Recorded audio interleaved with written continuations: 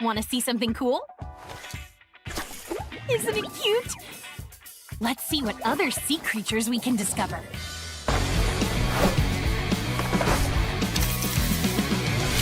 What beautiful scenes are hiding under the sea? Let's explore the Undersea mystery. Play matches and complete missions to earn tokens. Then use them to observe sea creatures and unlock them in your guide. The more you discover, the more rewards you can claim. Make sure to check in often, because rare sea creatures will periodically generate extra tokens. In Battle Royale, the adventure starts before you even land with a brand new whale-themed airplane. On Bermuda, look for mysterious whirlpool entrances that take you to the fresh, cool undersea realm. The high-tier loot zone becomes the Hydro Zone, surrounded by towering water walls. Don't worry, though. You and your bullets can still pass through freely. Giant whales will also fly across the sky and drop bubble airdrops as they fly by. And yes, you can fish mid-match. Fishing spots will appear around the map, letting you reel in fish or even loot. Find upgraded fishing spots for even better rewards. Some fish will even follow you after you catch them and grant special buffs. Plus, there's a new event weapon, the Hydro Blaster. Hold fire to spray a continuous, super accurate water beam. When you run out of ammo or reload manually, a QuickTime event will pop up. Hit it to fast reload and gain a buff. Some other weapons can get this QTE reload too, so try them out when you find them. In Clash Squad, the Hydro Blaster is also available, along with the same QTE reload bonuses on select weapons. The Undersea Realm joins the Bermuda map pool, and cyber airdrops and spawn areas get themed visuals too. The ocean secrets are waiting for you to discover. Expect the unexpected. Random events may now pop up in Clash Squad to shake things up. You might start round 1 with 1,000 cash, get a random melee weapon each round, receive blue walls over time, and more. Good news to all tactical market enthusiasts. You can now deploy a tactical gadget right at your position with a simple tap. Fast and easy. Meet Ray the Watchman. Wielding both sun and moon power, he's on a mission to scatter the darkness. His active skill, Bond of Eclipse, tags the first unbound enemy hit in a fan-shaped area and creates a link with them that only Ray and the target can see. If Ray reduces the tagged enemy to a certain HP or below, they get instantly knocked down. If the target is knocked down or eliminated while tagged, Ray's skill resets immediately. For more skill adjustments, here's a quick overview. Some weapons have received balance changes. Check them out.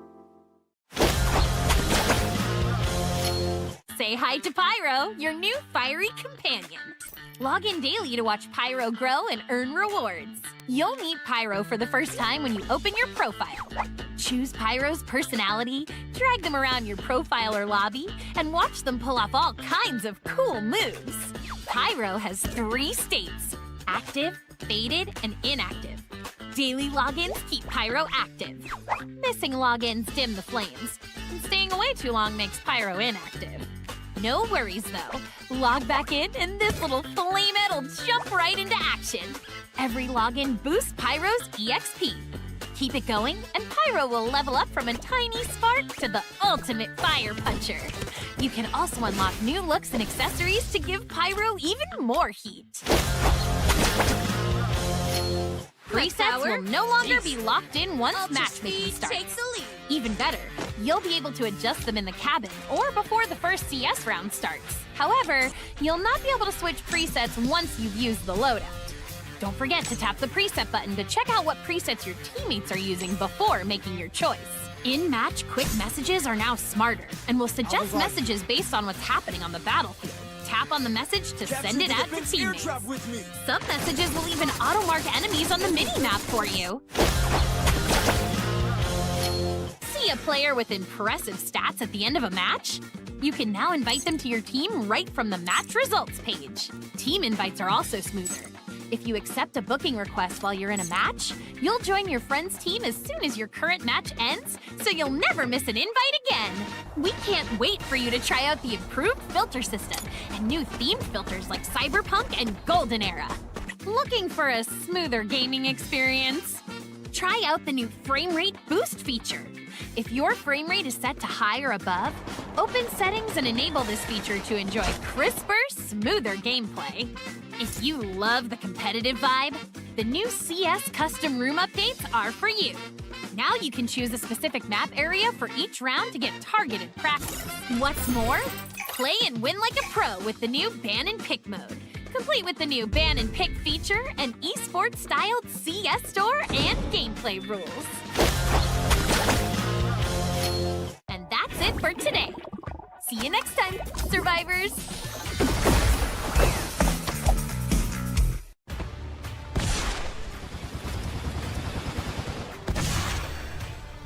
Ate said the moon and the sun aren't rivals. I still believe in that.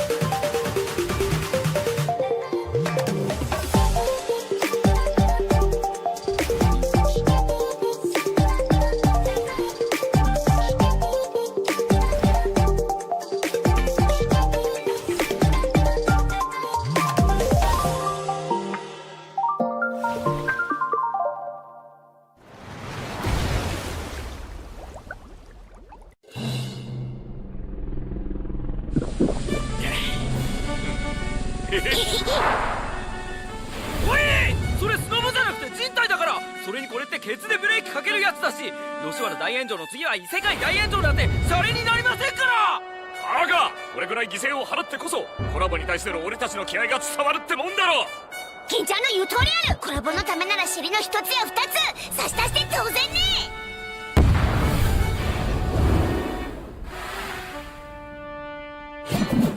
ゲームは終わりだ。皆さん、それって銃？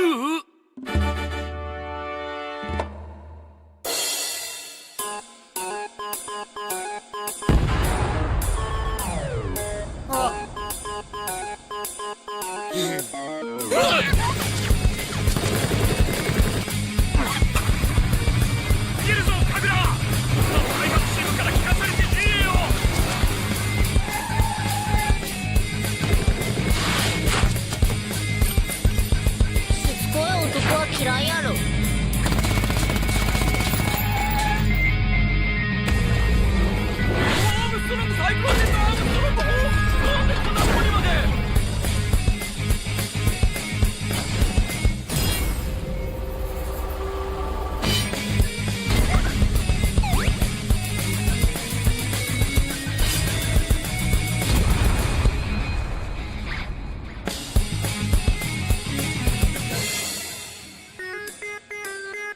話でやってくんねえか、サダール。そいつは新鉢じゃねえんだ。僕なら噛まれてもいいってことですか？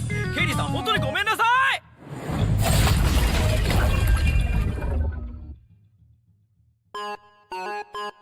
そて行き先は？ってもしかして僕またメガネだけになってない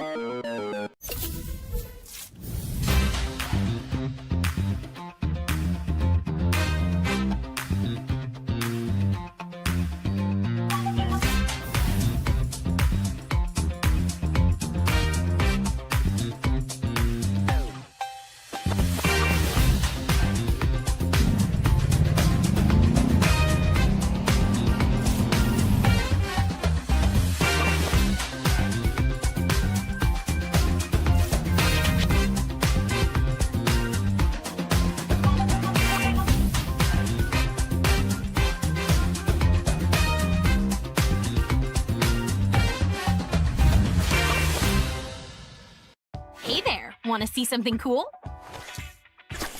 Isn't it cute? Let's see what other sea creatures we can discover.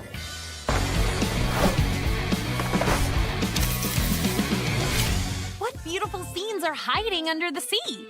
Let's explore the Undersea mystery. Play matches and complete missions to earn tokens, then use them to observe sea creatures and unlock them in your guide. The more you discover, the more rewards you can claim.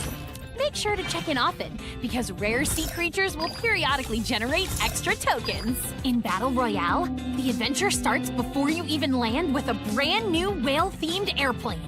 On Bermuda, look for mysterious whirlpool entrances that take you to the fresh, cool undersea realm. The high-tier loot zone becomes the Hydro Zone, surrounded by towering water walls. Don't worry though, you and your bullets can still pass through freely. Giant whales will also fly across the sky and drop bubble airdrops as they fly by. And yes, you can fish mid-match. Fishing spots will appear around the map, letting you reel in fish or even loot. Find upgraded fishing spots for even better rewards.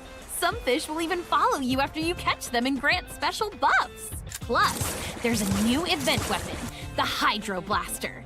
Hold fire to spray a continuous, super accurate water beam. When you run out of ammo or reload manually, a QuickTime event will pop up. Hit it to fast reload and gain a buff. Some other weapons can get this QTE reload too, so try them out when you find them. In Clash Squad, the Hydro Blaster is also available, along with the same QTE reload bonuses on select weapons. The Undersea realm joins the Bermuda map pool, and cyber airdrops and spawn areas get themed visuals too. The ocean secrets are waiting for you to discover. Expect the unexpected. Random events may now pop up in Clash Squad to shake things up. You might start round 1 with 1,000 cash, get a random melee weapon each round, receive blue walls over time, and more. Good news to all tactical market enthusiasts. You can now deploy a tactical gadget right at your position with a simple tap. Fast and easy. Meet Ray the Watchman. Wielding both sun and moon power, he's on a mission to scatter the darkness. His active skill, Bond of Eclipse, tags the first unbound enemy hit in a fan-shaped area and creates a link with them that only Ray and the target can see. If Ray reduces the tagged enemy to a certain HP or below, they get instantly knocked down. If the target is knocked down or eliminated while tagged, Ray's skill resets immediately. For more skill adjustments, here's a quick overview. Some weapons have received balance changes. Check them out. Say hi to Pyro, your new fiery companion. Log in daily to watch Pyro grow and earn rewards. You'll meet Pyro for the first time when you open your profile. Choose Pyro's personality, drag them around your profile or lobby, and watch them pull off all kinds of cool moves. Pyro has 3 states: active, faded, and inactive. Daily logins keep Pyro active. Missing logins dim the flames, and staying away too long makes Pyro inactive. No worries though. Log back in and this little flamehead will jump right into action. Every login boosts Pyro's EXP. Keep it going and Pyro will level up from a tiny spark to the ultimate fire puncher. You can also unlock new looks and accessories to give Pyro even more heat. Presets will no longer be locked in once matchmaking starts. Even better, you'll be able to adjust them in the cabin or before the first CS round starts. However, you'll not be able to switch presets once you've used the loadout. Don't forget to tap the preset button to check out what presets your teammates are using before making your choice. In-match quick messages are now smarter and will suggest messages based on what's happening on the battlefield. Tap on the message to send it out to teammates. Some messages will even auto-mark enemies on the mini-map for you. See a player with impressive stats at the end of a match? You can now invite them to your team right from the match results page. Team invites are also smoother. If you accept a booking request while you're in a match, you'll join your friend's team as soon as your current match ends, so you'll never miss an invite again. We can't wait for you to try out the improved filter system and new themed filters like Cyberpunk and Golden Era. Looking for a smoother gaming experience? Try out the new frame rate boost feature. If your frame rate is set to high or above, open settings and enable this feature to enjoy crisper, smoother gameplay. If you love the competitive vibe, the new CS custom room updates are for you. Now you can choose a specific map area for each round to get targeted practice.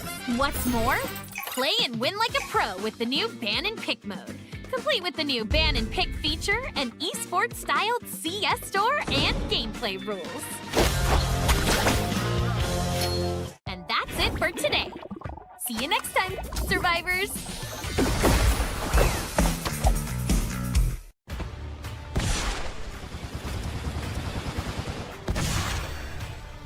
Ate said the moon and the sun aren't rivals.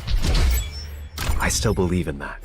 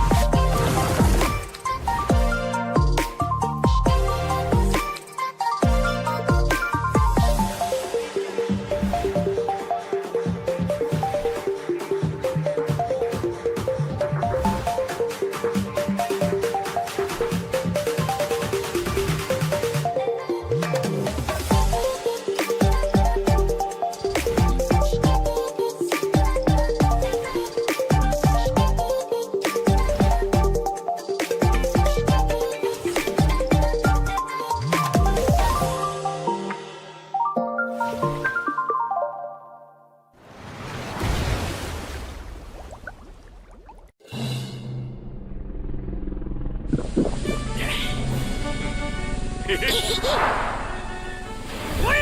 それスノボじゃなくて人体だから。それにこれってケツでブレーキかけるやつだし、吉原大炎上の次は異世界大炎上なんてシャレになりませんから。バカ！これくらい犠牲を払ってこそコラボに対しての俺たちの気合が伝わるってもんだろ。金ちゃんの言う通りある。コラボのためなら尻の一つや二つ差し出して当然ね。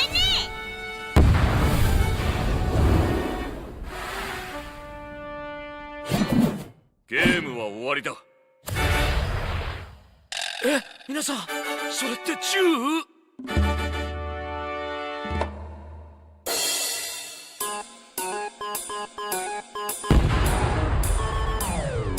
逃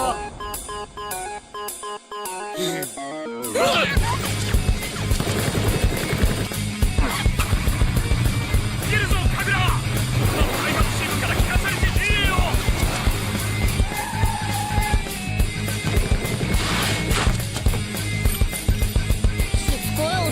嫌いやろ。アー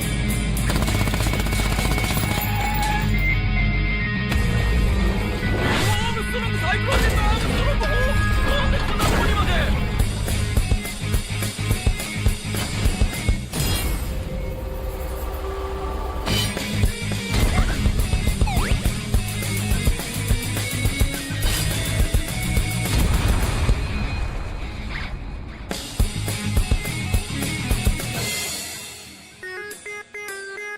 話でやってくんねえかサダール。そいつは新橋じゃねえんだ。僕なら噛まれてもいいってことですか。ケリーさん本当にごめんなさい。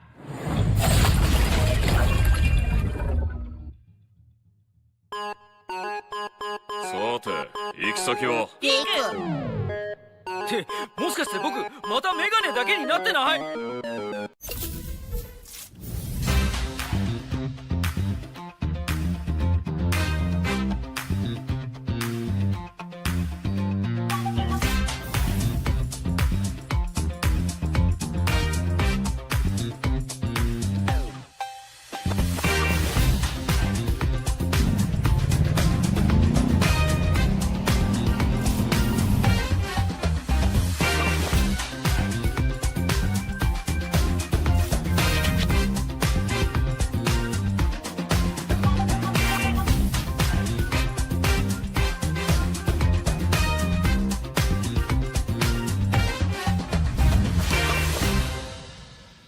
？Hey there, want to see something cool? Isn't it cute?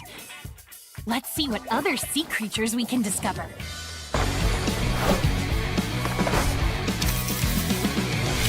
What beautiful scenes are hiding under the sea? Let's explore the Undersea mystery. Play matches and complete missions to earn tokens, then use them to observe sea creatures and unlock them in your guide. The more you discover, the more rewards you can claim.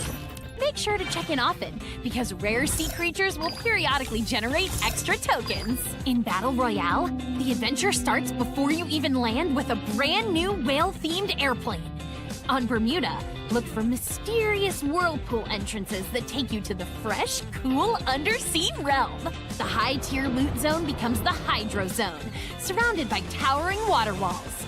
Don't worry though, you and your bullets can still pass through freely. Giant whales will also fly across the sky and drop bubble airdrops as they fly by. And yes, you can fish mid-match. Fishing spots will appear around the map, letting you reel in fish or even loot. Find upgraded fishing spots for even better rewards. Some fish will even follow you after you catch them and grant special buffs. Plus, there's a new event weapon, the Hydro Blaster. Hold fire to spray a continuous, super accurate water beam. When you run out of ammo or reload manually, a QuickTime event will pop up. Hit it to fast reload and gain a buff. Some other weapons can get this QTE reload too, so try them out when you find them. In Clash Squad, the Hydro Blaster is also available, along with the same QTE reload bonuses on select weapons. The Undersea Realm joins the Bermuda map pool, and cyber airdrops and spawn areas get themed visuals too. The ocean secrets are waiting for you to discover. Expect the unexpected. Random events may now pop up in Clash Squad to shake things up. You might start round 1 with 1,000 cash, get a random melee weapon each round, receive blue walls over time, and more. Good news to all tactical market enthusiasts. You can now deploy a tactical gadget right at your position with a simple tap. Fast and easy. Meet Ray the Watchman. Wielding both sun and moon power, he's on a mission to scatter the darkness. His active skill, Bond of Eclipse, tags the first unbound enemy hit in a fan-shaped area and creates a link with them that only Ray and the target can see. If Ray reduces the tagged enemy to a certain HP or below, they get instantly knocked down. If the target is knocked down or eliminated while tagged, Ray's skill resets immediately. For more skill adjustments, here's a quick overview. Some weapons have received balance changes. Check them out. Say hi to Pyro, your new fiery companion. Log in daily to watch Pyro grow and earn rewards. You'll meet Pyro for the first time when you open your profile. Choose Pyro's personality, drag them around your profile or lobby, and watch them pull off all kinds of cool moves. Pyro has 3 states: active, faded, and inactive. Daily logins keep Pyro active. Missing logins dim the flames, and staying away too long makes Pyro inactive. No worries though. Log back in and this little flamehead will jump right into action. Every login boosts Pyro's EXP. Keep it going and Pyro will level up from a tiny spark to the ultimate fire puncher. You can also unlock new looks and accessories to give Pyro even more heat. Presets will no longer be locked in once matchmaking starts. Even better, you'll be able to adjust them in the cabin or before the first CS round starts. However, you'll not be able to switch presets once you've used the loadout. Don't forget to tap the preset button to check out what presets your teammates are using before making your choice. In-match quick messages are now smarter and will suggest messages based on what's happening on the battlefield.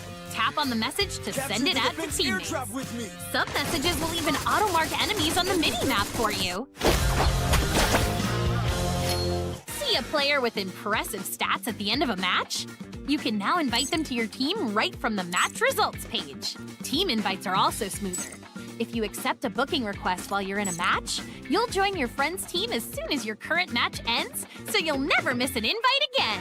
We can't wait for you to try out the improved filter system and new themed filters like Cyberpunk and Golden Era. Looking for a smoother gaming experience? Try out the new frame rate boost feature. If your frame rate is set to high or above, open settings and enable this feature to enjoy crisper, smoother gameplay. If you love the competitive vibe, the new CS custom room updates are for you. Now you can choose a specific map area for each round to get targeted practice. What's more, play and win like a pro with the new ban and pick mode, complete with the new ban and pick feature, and esports-styled CS store and gameplay rules. And that's it for today. See you next time, survivors!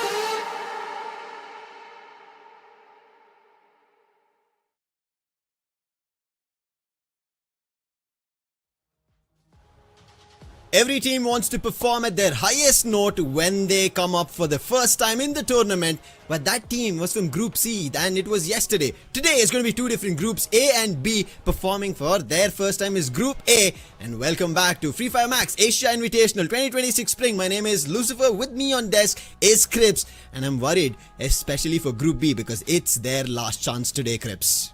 Yes, that's absolutely true, ladies and gentlemen. Yesterday, we saw a banger of a start to this tournament when groups B and C were playing. We saw how much teams like Revenant X Park can dominate with 4 booyahs in a single day. And then, to give them some competition, we had Team Extreme X also coming up with 2 booyahs of their own. And while all of that is going on, Autobotz were just out there slaying everybody. So these were some of the best teams from yesterday. And while the teams that I have named just now have absolutely no signs of trouble brewing on the horizon, the other teams from Group B, teams like GodLike Esports, GG Instinct, Team 2XD and RZX Esports will need to give it their everything today, because after today they will not get a chance to play at all. So this will basically lock the amount of points they get for the South Asia play-in stage. And we've been talking about this. It's to be in the top 8, and especially that you're ending your performance run on day 2 of South Asia Plains means that you have to try and bank to not just be in the top 8 but make sure you're around the top 5, because for sure a lot of teams are going to get points tomorrow, and if you do not make a threshold where you're going to be safe within the top 8, you're going to be kicked out of the tournament. But when we talk about the tournament, let's talk about the entire timeline. We're already talking about it, that it is the South Asia Plains, and we are on day 2 of the South Asia Plains, where we had 3 groups, out of which 2 are going to be playing today. 1 played yesterday, that was Group C, and on 9th it's going to be Group A and B. 10th we are going to see Group A and C performing. But after that, we have another set of 10 teams who have invited to the main event itself, Crips, and that's going to be another 3 days of action similar to the group stage that we see in the South Asia Plains, and out of which we get the best 12 who make it to the grand finals on 17th May, Champion Rush Day. Exactly, and Champion Rush has already proven to be a big challenge for a lot of these teams, but the tournament format is even more challenging. When we get to the South Asia Plains, you will see 18 invited teams who will have to play across 3 days, and only top 8 will qualify to the main event, as you said. And out of these top 8 teams, we will also be joined by a bunch of other teams. 4 of them invited from South Asia. They are the respective winners of the Fire Max India Cup, of the Bangladesh Cup, of the Nepal and the Pakistan Championships as well. So the top team from each of these 4 countries will join us. And then you have 2 teams from Thailand, 2 teams from Malaysia, as well as 2 teams from Indonesia who will join us for the main event, making it a grand total of 10 teams that we haven't even seen so far, who will be joined by the 8 teams from the South Asia play-ins.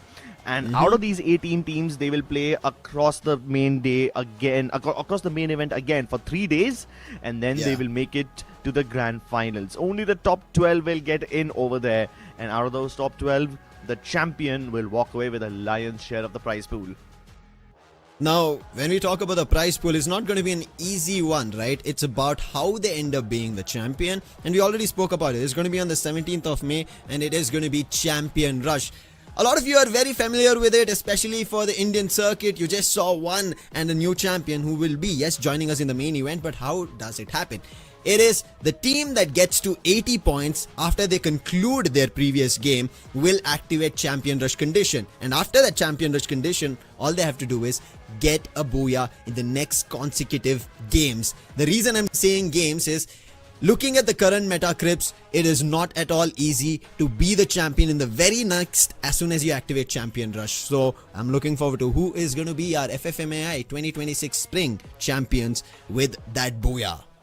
Exactly. We've seen so many teams choke it because they have the Champion Rush condition active and not win the tournament, even though they were the highest scoring team. We saw it last year with Bigetron leading the charts with points, but still Avida XKDC walked away with the trophy of the 2025 season of Fire Max Asia Invitational. But here in the 2026 spring season, we have a much better prize pool of $50,000, out of which the winner will take away 15,000. And on top of it, Crips, while the champion gets $15,000, there is second place for 7,500, 3,500, 3,000 at fourth, fifth getting 2,800, sixth for 2,600, seventh for 2,400, eighth getting 2,200, 9,900, 10,700, 11,500. At this point, the top 12 teams get something, but as you see from the 13th to the 18th, also they get it. And you're wondering, wait, right now we have 18 teams, but this is the South Asia Plains. We have a total of 28 teams here in FFMAI 2026 Spring, meaning the 10 teams who get eliminated out of the South Asia Plains don't get anything, nothing as a briefcase to walk away at the end of the tournament. So making sure that you are a part of the main event is ever so crucial to at least get the base of $500. Exactly. Just by virtue of making it to the main event, you get a minimum amount of $500. But let's be honest, $500 is not much. It's just pocket money for some of these rich kids that you see. The main chunk of the prize pool, the $15,000, that's what everybody is fighting for. And how do you fight for it? By getting as many points as possible. Most of you who've been watching Fire Max for a while are already familiar with the point system. A booyah gets you 12 points. Getting in second place gets you 9 points. And similarly, the amount of points you get dwindle down down as you go down in the rankings, with the 11th and 12th teams not getting any placement points at all. And these are just the placement points. You need to complement them with as many elimination points as possible. You get 1 point per elimination, and that's how you build up as much of a bank as possible, get as many points as possible. If you have the same points as somebody else, then with the tiebreaker rules, we will first check which team has the more number of booyahs. That team will be placed higher. If that is also somehow the same, then we will check the number of total eliminations, and then last but not the least, we will check the most recent standing in the game. While we break apart the tiebreakers, it's also to bring about a lot new things in the meta. It's the one unique active skill which has brought a lot of changes, and especially with the OB53 update, we see a lot of new active skills coming into the play. Or I could say that the norms which were there previously with maybe the Battle Royale or the Clash Squad stages, we now see that also being used in the current meta, because all of that has become viable just because of the current one unique active skill, and teams are experimenting and teams are getting a lot more stable on these one unique active skills, and I really like it. Yesterday I was surprised to end up seeing Iris coming into the play, but that is how teams want to penetrate through the glue wall and do the damage. Exactly. I mean, I did not expect to see Iris picked up by a lot of these teams, and even more for that matter, has been seeing a lot more action. But let's see what the teams of Group A bring in today, because these guys have been watching the games yesterday while not participating. Today we get to see what they have in store for us. You have Reflex United from Bangladesh, NXT Esports, who used to be called Reckoning just a few months ago, from India. Then you have iQOO Total Gaming. You have Raiders United, previously known as Fire Eyes Gaming. You have NoMoreMercy from Nepal, and DP Dominators from Pakistan. And once again, coming in from Group B, you have Team 2XD, who had a good amount of fights yesterday, but still didn't convert a lot of them in their favor from Bangladesh. You have Team Extreme X from Bangladesh, who got 2 booyahs yesterday. GodLike Esports from India, who, even though are one of the best teams from India, did not really live up to their name yesterday. GG Instinct from India, Autobotz Esports from India, and last but not the least, you have RZX Esports from Pakistan. Now, while RZX showed us a little in terms of their comp yesterday, but it was not a great run for them. While we talk about them, we also need to talk about the other teams with their lineups right in front of your screen, starting with Reflex United, iQOO Total Gaming. These two, they are right now from the 25 season bringing their experience back again and moving towards this 26 season of FFMAI Spring. And I'm happy and excited to see what they bring about. iQOO Total Gaming, unfortunate after their recent loss of the title, they would want to revamp themselves. And yes, their opportunity that they had in FFMAI 2025 to try and grasp the title back then did not work in their favor. They were just coping up to these South Asian and Southeast Asian teams. Let's hope something big happens. But Raiders United, that is a team that I'm looking forward to for this FFMAI 2026 spring. Yeah, even I am very excited to see them in action. I am also excited to see DP Dominators in action, particularly Top from this team. For those of you who don't know, he used to be a part of Hotshot Esports, who were arguably the best team in Pakistan, and he will probably face his former teammates in the main event if DP Dominators makes it over there. So that is one very exciting thing I am looking forward to. And then you've got Extreme X. A similar storyline comes through for Flicker, because he was also in one of the best teams from Pakistan, Red Hawks, earlier, and I am very excited to see what he brings in action over here. And bringing into action a lot of hopes and fan base is GodLike, and yes, there will be a lot of hopes on them today. Not a great start for them yesterday, however, the troublemakers of the entire lobby as of now still being right, while they've transitioned from the Indian circuit to the Asian circuit right as now is going to be GG Instinct, and along that lines in big and heavy firepower is Autobotz Esports. Matt got back into his play. I think after the rest that he had, he's been able to cope up back again into his mechanism of finding a lot of eliminations. But team from Pakistan, RZX Esports, this is the team I was talking about. They almost showed like they had a little bit of a comeback in yesterday's 6 games, but then eventually it got stepped down and it got pushed off. But that is all about the entire 12 teams that we had. We have one more thing, that is about Autobotz Esports. No booyah, no problem at all. They're sitting at #2 right now with a total of 115 points. While we saw Revenant X Spark yesterday get 4 booyah scripts, and after that they surged towards 130 points. These guys did not get any booyah and they're still at triple digit. Exactly. Like Revenant X Park have 4 booyahs and they are sitting at just a little above 130 points. You have Extreme X who also have 2 booyahs and they have like 100 plus points. But these guys are above Extreme X as well, even though they don't have a single booyah, which kinda has become their problem now. Even though it's not a problem just yet, because right now you only need to get inside the top 8, but we saw this massive problem for them in the Taste Free Fire Max India Cup, where Autobotz, even though they were one of the first teams to activate the champion rush condition right after GodLike, they could not finish the game with a strong booyah and therefore were not crowned champions. So let's see if they can fix that problem from the previous tournament, and now instead of lifting the India Cup, they can lift the Asia Invitational trophy. Now, while we are talking about Autobotz, right, I think yesterday, in terms of Group B, there was, out of the 6 teams they had, 3 teams ended up performing really well. And yes, a big highlight has to be Autobotz Esports. But along with them, we talk about the entire Group B as a whole, because today is their last day in terms of performance here for FFMAI 2026 Spring. If they don't do enough in picking up points, make it towards the top 8, and I'm pretty sure, as I said, the threshold that they should have somewhere around 150 to 160 points, making sure they qualify into the main event, is what they should be aiming at. And especially teams such as GodLike as well as RZX, who are very far behind. They're still nowhere close to the triple digit 100 mark that Extreme X and Autobotz have. Yeah, Extreme X and Autobotz, these guys have a very comfortable lead for today, getting 100 points already. I'm guessing if they even get anywhere close to 60 to 70 points today, bringing the total up to 170, they would be very comfortable as they walk into the main event. Even Team 2XD, sure, they're only like some 6 points behind GG Instinct, 10 points behind the 100 marker. They also seem to be comfortable enough, but then you start talking about the people in actual trouble. Teams like GodLike Esports, if they get 70 points today and they have 70 points from yesterday, their total will be at 140, which I don't think is going to be enough. And the situation gets even worse for RZX Esports, because 46 points is very suboptimal.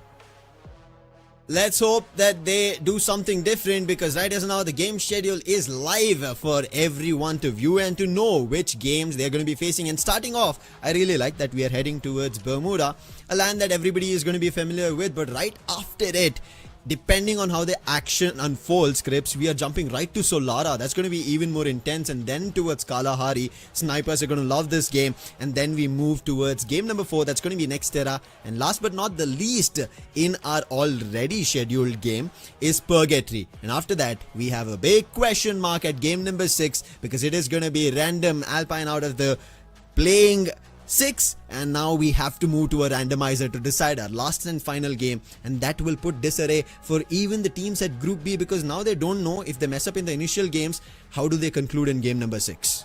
Yeah, I mean, every team has a favorite map, and if they get to play their favorite map twice, then that would actually be a massive boost to their performance and their overall points.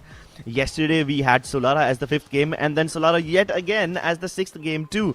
So back-to-back Solara games gave teams like Autobotz a massive boost up, because they can go on a very elimination-hungry mode. But what will be the 6th game for today? We have no idea just yet. I guess we will find out in a couple of hours when we get to the end of game 5. Whoa, right as now as we think about the other games, it's time to think about game number 1. It is Bermuda, and look at the preferred drop spots in Peak. We for sure know it is going to be GodLike's drop spot, but it's being contested. Yes, at Kodatawa we end up seeing NoMoreMercy, but it's very close to Peak, and even NXT being there with iQOO Total Gaming. A 4-way clash coming through, and every other places that I look at, right, Crips, it is safe and sound for everybody else. Pochinok, RZX is there, Clock Tower, Extreme X is there, GG Instinct at Cape Town, and we know for sure GG Instinct love to jump around, so they will look forward to either fight with Reflex United, or maybe even make their way towards Shipyard to fight with Raiders, or maybe Graveyard. I'm not too sure of what GG Instinct are planning for today.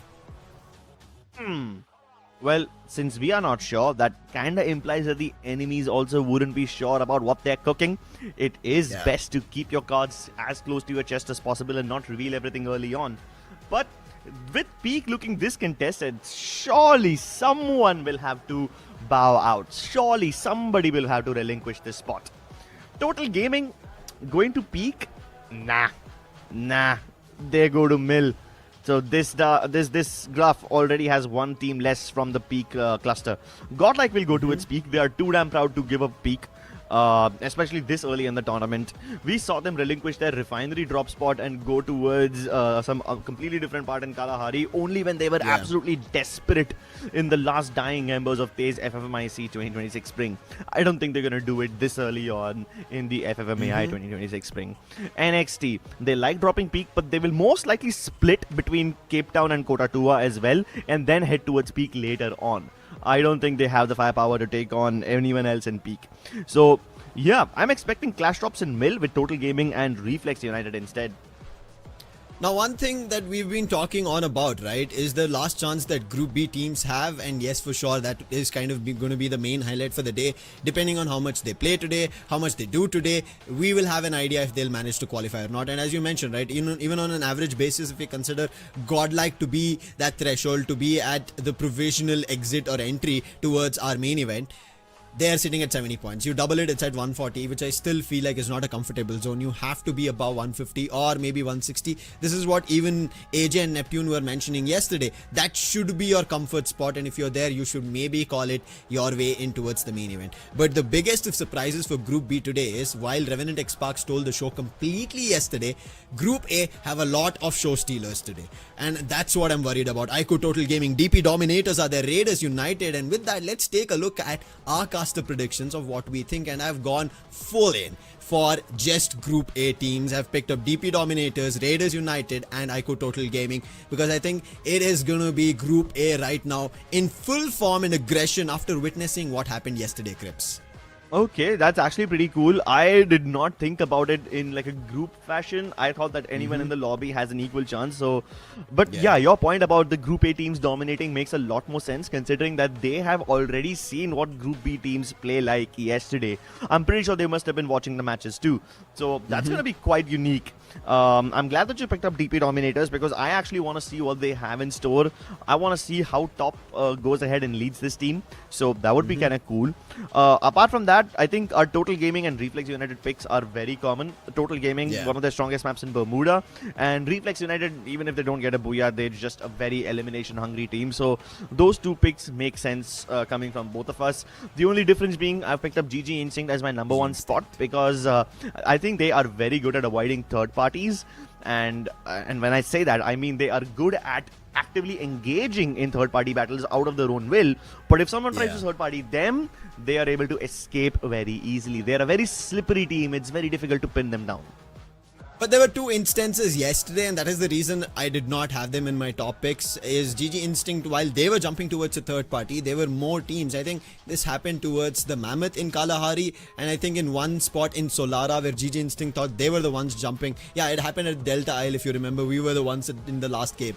I think that is the only reason because yes, the lobby's changed. We know them to be the troublemakers in the Indian circuit, but going towards the South Asian plains, I'm not too sure if they have completely read the lobby as a whole. They know exactly which teams are close by in the drop spots, and that is one of the reasons I do not have GG Instinct on my picks for Group B and none of the teams from Group B. Now, I would have picked Autobotz today, but I end up seeing Raiders United, and we remember, right, with this new label that they have, it was Fire Max Gaming back in Tay's FFMIC 2026 spring, but now with Raiders United that they're playing, they're still the same team. Only one of their players was not there. They have moved and they found another one. But other than that, I don't think in their playing for something big has changed, but something big they will want to start because it's their debut along with every other team from Group A as we jump towards the very first game of Day 2 of FFMAI 2026 Spring on Bermuda. It's a lovely way to start the second day of the tournament. Every team will now finally show what they have been preparing. We've already seen what Group B teams have to offer yesterday, and now all the other teams from the South Asia play-ins who did not play yesterday will also participate. Put your hands together for Bermuda, ladies and gentlemen. It's going to be a massive brawl. Total Gaming going towards Mill, rather uncontested. I see only one player from Reflex United heading in their direction. Oh, wait. Power from GG Instinct also tries to go over there. Okay, then. That's going to be a 1 versus 4 situation for him. Meanwhile, you got Autobotz, instead of dropping towards Shipyards, have gone towards Katulistwa. That's rather different from them because 2XT has taken Shipyard instead. Oh my god. Even NoMoreMercy have taken a little drop spot towards Mill, but I'm guessing it's only one of their players. It's just Draken trying to take down Shanky, and the rest of his teammates have arrived after late dropping towards Mill, and they are now engaging GG Instinct. It's a 3-way battle right off drop, Lucifer. Swaroop, we know he has the capability. Power also helping out, but Swaroop goes down. Quick was Power, but not enough in terms of numbers. And GG Instinct end up losing 2 of their players. But there was a little bit of a calculated risk that we always see coming in from GG Instinct. But NoMoreMercy, this is a very strong start. And I do like this approach. And one of my picks, to be honest, Crips, I wanted NoMoreMercy, a team from Nepal being in my caster predictions. But there were just too many teams from Group A. But right as now, Group B wanting to perform, it's godlike. And they have already lost 2 of their players, and they're fighting with another team from India. That's going to be NXT. And thankfully, Nobita and Yogi make it in time, and godlike end up with a total of 6 eliminations, and they make sure peak is still theirs. Peak definitely still belongs to them. They even got a UAV floating up over there just to make sure nobody else sneaks in. Autobotz, they've dropped in Katulistu up, but they're already in Bhimasakti strip, trying to fight Raiders United. Oh my goodness. Raiders United, that's a lovely shot. They almost had the retaliation, but Troll goes down, and that's gonna be even more problematic. Kunal tries to go for the jump, but no, he will fail against Aswab. DP Dominators doing a really good job of recovering from their early losses, but they need to finish this fight very, very quickly because just Autobotz is tough enough, but once Raiders United jumps into the picture, it's going to be even tougher. Well, this is going to be back and forth a lot from both the ends. DP Dominators, but oh no, Jazzy! He was trying to go save his teammates. They're almost recovered is what we were feeling. But that is going to be the first team to be eliminated, along with even Reflex United. Unfortunate, very early eliminations right here in Bermuda. And if this happens in the very beginning of the game, and I had them as one of my predictions, seems like it is not working. But something that's working is going to be Autobotz. Now another fight for them to be brewed, and it's going to be Raiders United. Mad God already with 1 elimination. He was the one to put DP Dominators also in trouble. Health not that great. Prince rushing right towards him, and now they have him surrounded. Thankfully, Johan is going to be close by. The time turner being used well, and they put Prince also down. So Raiders United attack not coming into play well. Yeah, Raiders United tried to go for a very early battle. They thought they had the third-party advantage, but by the time they arrived in Bhimasakti, DP Dominators was already eliminated, and they gave plenty of time for Autobots to reset from their earlier skirmish, which puts Raiders United at basically equal footing with their opponents' Autobots. It doesn't give them the third-party advantage at all. So they squandered their opportunity, but in the process of doing so, DP Dominators have been eliminated. Even Reflex United, I don't even see how they got eliminated, man. Like, less than 30 seconds into the game, they were already out. Before we could even figure out which fight to look at first, these guys were out of the picture. Yeah. So yeah, unfortunately, we probably won't even get a replay for that. But Delete gets another chance at life. Time turner popped at the last second just to make sure he has at least 50 HP going through. And he tries to pre-fire around the corner, but both Power as well as Swaroop spray him down. Time turners become a norm these days. Every team is using and making it work really, really well. Either as a shield of their own or use the opponents. But right now, using the advantage of the ridge and the height that they have, it's going to be Extreme X in this spotted godlike. Launchpad being used by Marco. They did take some shots, do the damage, but the other players from godlike, they've not given away their position. Nancy and Yogi are using the other launchpad at the other end, right here at Mill, and making a jump, and that will give them clear skies to jump across and not at all initiate or engage in this fight with Extreme X. Yep, Extreme X deciding to go uphill towards Mill was not something that I expected. Hold up though. Did Autobots know that there was already a fight going on over here in Graveyard? Can they hear the gunshots from Graveyard all the way up in Mill? Because that must have been a crazy read over here to figure out that there's somebody in Graveyard over here. And even then, Autobots have sent only 2 of their players into this fight. Their third player, the last guy, is still somewhere out there acting like an insurance policy. And there you go. The third player, Johan, that I mentioned, has just res Venom as well. So now all of Autobots are online. And these 2 are on a reconnaissance mission just to make sure that they can tinker around between this fight that's going on between 2XD and NoMoreMercy. Team 2XD. They are at the roof. They have an opportunity and a nice shot coming in with the AC-80 on Fahim.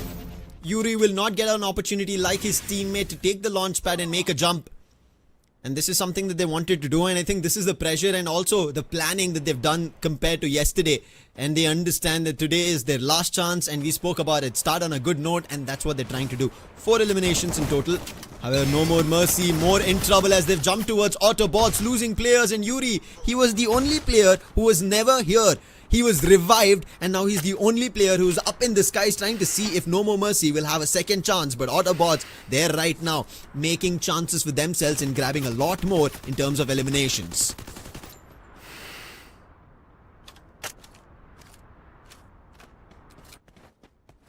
NoMoreMercy will have no more teammates left as they will have to go and try to get the revives once again. Even NXT are on a revival mission. Ash just managed to get 2 of his teammates back. So a lot of these early exits could have been prevented, but nah, Wild Fox, you're surrounded. There's no escape here. He is going to be caught out in the wild itself, Crips. That's all that's going to happen here. Another quick pick coming in for GG Instinct, but this is what we said. GG Instinct will find eliminations, ways to get teams in trouble. And now they have a total of 8 for themselves. And they never go for a full-on team fight. Rather, they pick the stragglers or the people who are rotating, and they get that elimination in their favor. NoMoreMercy still in their revival run. They've somehow brought their players back into this game. It was very difficult for them to find their footing after their initial fight and the eliminations they got.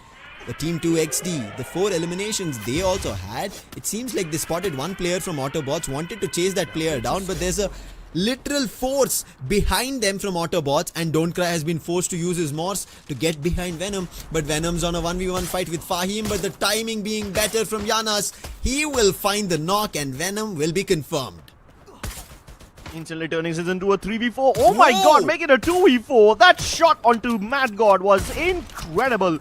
Johan also takes a bit of damage, but still somehow jumps across, puts up a glue wall, and gets Mad God back up on his feet. ABZ have just managed to revive their 4th player as well. Yanas should have no problems getting back into this battle.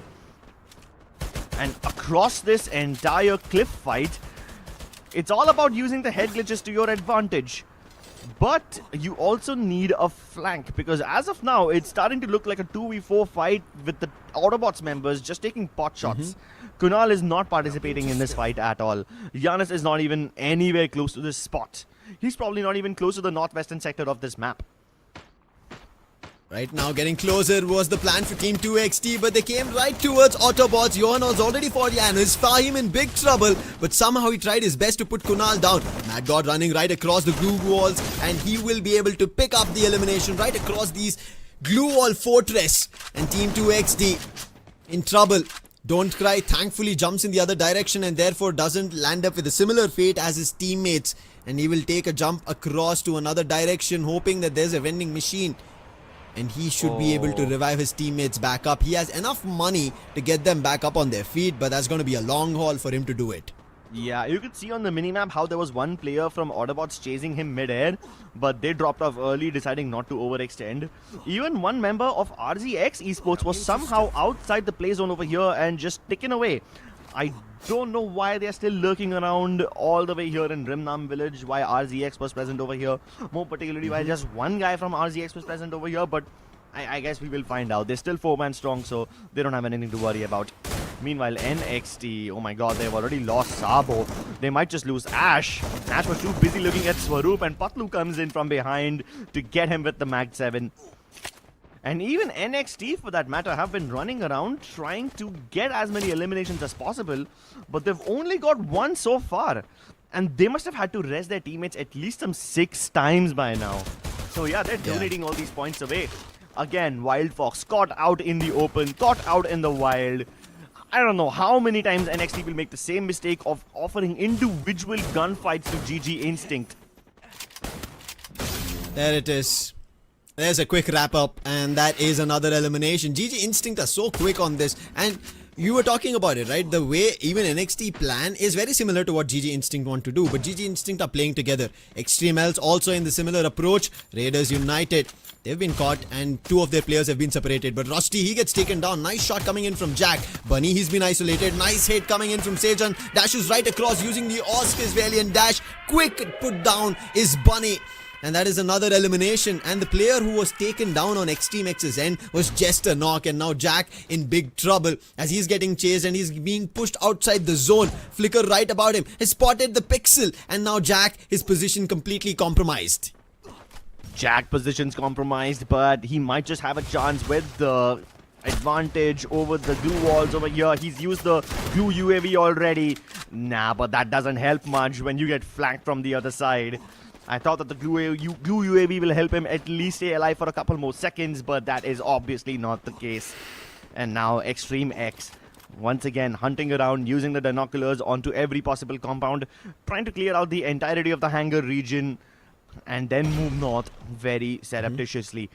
Autobotz taking control of Refinery. They've got a nice high ground advantage, and they are the elimination leaders for now as well. Total Gaming, Graveyard under their control. NXT are doing some mass revives and some mass healing over there. I don't know if they can survive the heat, but I certainly hope they can rise through the fire. But that might be difficult because iQOO Total Gaming literally have fire extinguishers in their hands on top of that rooftop, and they're aiming right at NXT. Even NXT, Extreme X, you can see them in the minimap just jumping through. NXT have been troubled multiple times and GG Instinct were the ones, and right now it is going to be iQOO Total Gaming. You mentioned about it, spotted jumping right across the horizon of iQOO Total Gaming, but Mafia, he understands that this fight is happening at the edge of the zone and that could be trouble for them. They don't have a proper compound for themselves at Graveyard, but being the sniper, look at the shot from Mafia. He puts 2 of the players in an instant, both Sabo and Wild Fox 9 out of the game, and Mafia finally he's getting hit, but that's not going to be enough. Can they pick up the elimination? Yes, surely they can, but that's position and players lost. Oh, Hemu. No, this guy, he can never get a break. He gets all the damage in the world, but never an elimination. And right now, as the last surviving member of NXT, he has no way to get to any vending machine at all. The one in Graveyard is occupied by Total Gaming, and the one in Observatory is occupied by Autobotz. And he definitely can't go to Catalystoa now, it's too late for that. So he's just gonna have to play this entire game as a solo Lucifer. Yeah. Nothing on the tactical market as well to call up his teammates. And I'm not sure what Hemu can do with that one elimination he picked up of Mafia. RZX on the other end, they survived. They seem like, just like how we spoke about redemption for Team 2XD, they're also trying their best. They find an opening. Kunal gets taken down. This should be their opportunity. Raptor spots, but not the right weapon. It is going to be okay up close and personal, but having a Mac 10, and he knew he wasn't ready for it. Backs down. RZX, they want to take control of the entire observatory region, but they need more information about where Autobots are. If I'm not wrong, one of them might have an information-based ability, but why do they need information when they can just see Kunal floating up in the air? So they just shoot him down. Much easier, much simpler that way. Another opportunity for RZX to keep control of how they're playing. Team 2XD now being spotted as they're trying to climb down the hill, taking advantage of the position once more. But on the other end, we end up seeing GodLike being eliminated. Again, another team from Group B. Every game counts for Group B. If they end up losing games, it's going to be trouble. And right now, both RZX and Team 2XT from the same group. And now GG Instinct, while the plan was for RZX to fight with Team 2XT, they get a fight that they were never ready for against GG Instinct. And Riz, he's the last man standing, and Swaroop jumps right to him with the M590. Patlu clearing everybody else across, and RZX have been wiped out. However, by the time that Swaroop get the last elimination, his teammates, they've been swept off. Yup, and right now Swaroop is being chased by Team 2XD. Just to run away from them, he gets inside a tiny hut, but if he went any further, he would have run into Autobots. Now he's hoping that because 2XD are aware about Autobots' position, they will not chase him any further, and 2XD will just mind his own business and just leave him be. And that's exactly what's happened so far. 2XD have the low ground over here, so while nobody can take angles and shoot at them, they will have to eventually move into the circle. Total Gaming though, trapped between a rock and a hard place, have only Mafia to carry out their bidding. Team Extreme X also just moving across with the Riptide Rhythm, almost getting them. But in the end, it's not even the Riptide Rhythm that gets them. Venom has a nice elevation angle, and they can't do anything to protect them against it. They can try using the heightened glue walls on top of the fence, but that will only save you like some, just a little bit. Like, it will only give you like 1 more centimeter of breathing space. The glue UAV has also been destroyed, but wait, the flank coming through from 2XD has been thwarted off, so Extreme X can continue surviving for just a little bit longer. And now they finally wake up to the fact that Mafia is behind them, so Rusty deals with him. But the bigger problem, Autobotz, is still a massive problem. This massive elevation leaves Extreme X with no room to hide, and Autobotz wipe them out. However, right now the circle's shifting, therefore Autobotz will have to clean this quickly in terms of a fight and then move in the other direction, and they're doing it, making sure that the team at an advantage right now, Team 2XD, do not run in that direction. Autobotz, while they're making their move, and even Team 2XD, look at Swaroop hiding. They have no clue that Swaroop's hiding here, while Autobotz are there brewing up their own booyah. So far, they've never had even one since yesterday's games. Today could be a problem while they're almost close to it. Highest in terms of elimination, highest in terms of having an elimination leader, even in terms of the damage that they've done in the lobby so far. And thankfully, the zone is shifting in the other direction, and they're the ones ahead of it. Team 2XT wanted to do it, but Venom, he even jumps across and maybe misses it. And Swaroop, he thought about it, wanted to send off a bullet, but he realized it's maybe a little too early as we are down to the last 3 teams. Make it the last 2 teams and just 1 player from third team. It's basically 2XD versus Autobotz versus Swaroop.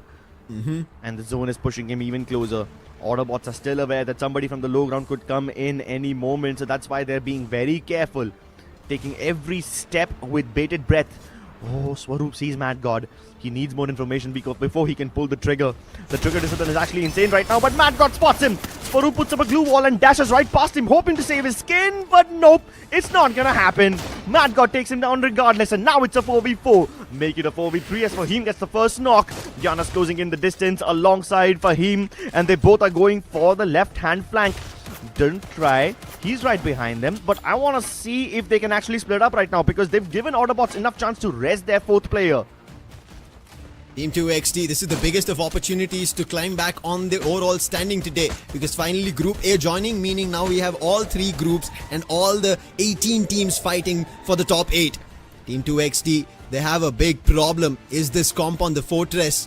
The metal container right in front of them, and how do they fend off Autobotz who have control over it? And don't cry, he takes up a higher spot amongst all of the other players, but can he spot anybody right below him? No, because it's a completely shielded and roofed compound. And don't cry, exactly. All he can hope is that Autobotz make an exit. They try to see if they can rush towards Team 2XT, and that is the plan right now. He's waiting to see if Autobotz rush, and they are rushing. This is his opportunity, and finds the knock on Mad God. Johan will be in trouble. He's also been spotted. Play zone damage, something to be worried about, and right now he's healing himself, forcing his teammates to go for a run. And Jana's trying his best to spot the player. Don't cry is down, Kunal's down, Johan in the time turner, but 2 of it being activated, and Johan, what did he just do all alone? Picks the entire score of Team 2XT and gets the booyah, the very first one for Autobotz. I had written them off, man. The moment Don't Cry stuck Mad God down, I thought that was it. Their fate is sealed. It's an instant 4v3. But then Don't Cry cannot get down from that spot because he will take fall damage and die. The other option is he dies to the play zone. All he could do was stay up there and keep shooting at Autobotz while they come out into the open. But the only person he could realistically shoot down was Mad God. And that was not a problem for Autobotz at all, because Johan is just so damn good with his movement. He dances around that time turner like he is a freaking ballerina. A graceful, destructive ballerina, if you will. But that movement makes sure that while he is dipping in and out of that time turner, nobody can touch him. Not with a 10-foot pole. Look at him. He doesn't lose any HP in that fight. And he just turns around 180 degrees, 360 degrees, shooting down everybody around him as if he's a freaking death Beyblade. That's ridiculous. It is indeed ridiculous. It was razor wine all across. Nobody could do anything, but anybody who wanted to clash with him were getting scratched off and eventually knocked and eliminated.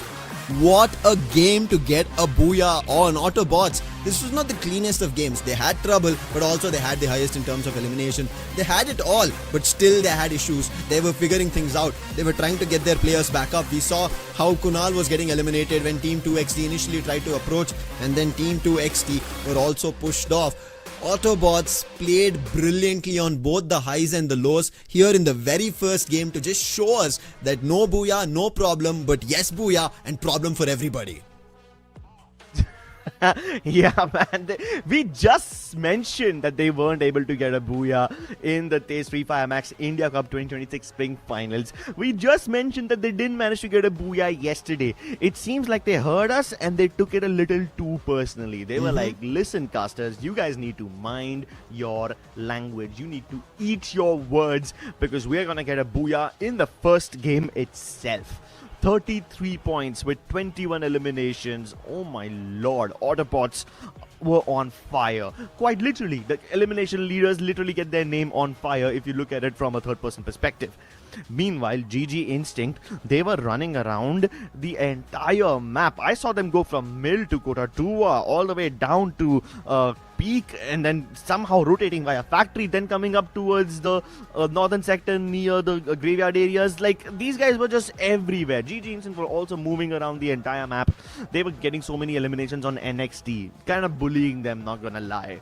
But as we take a look at the MVP, do we need to even be surprised over here? It's obviously Johan. He had like some 5 eliminations before that final fight began. Then they managed to find the last few stragglers here and there.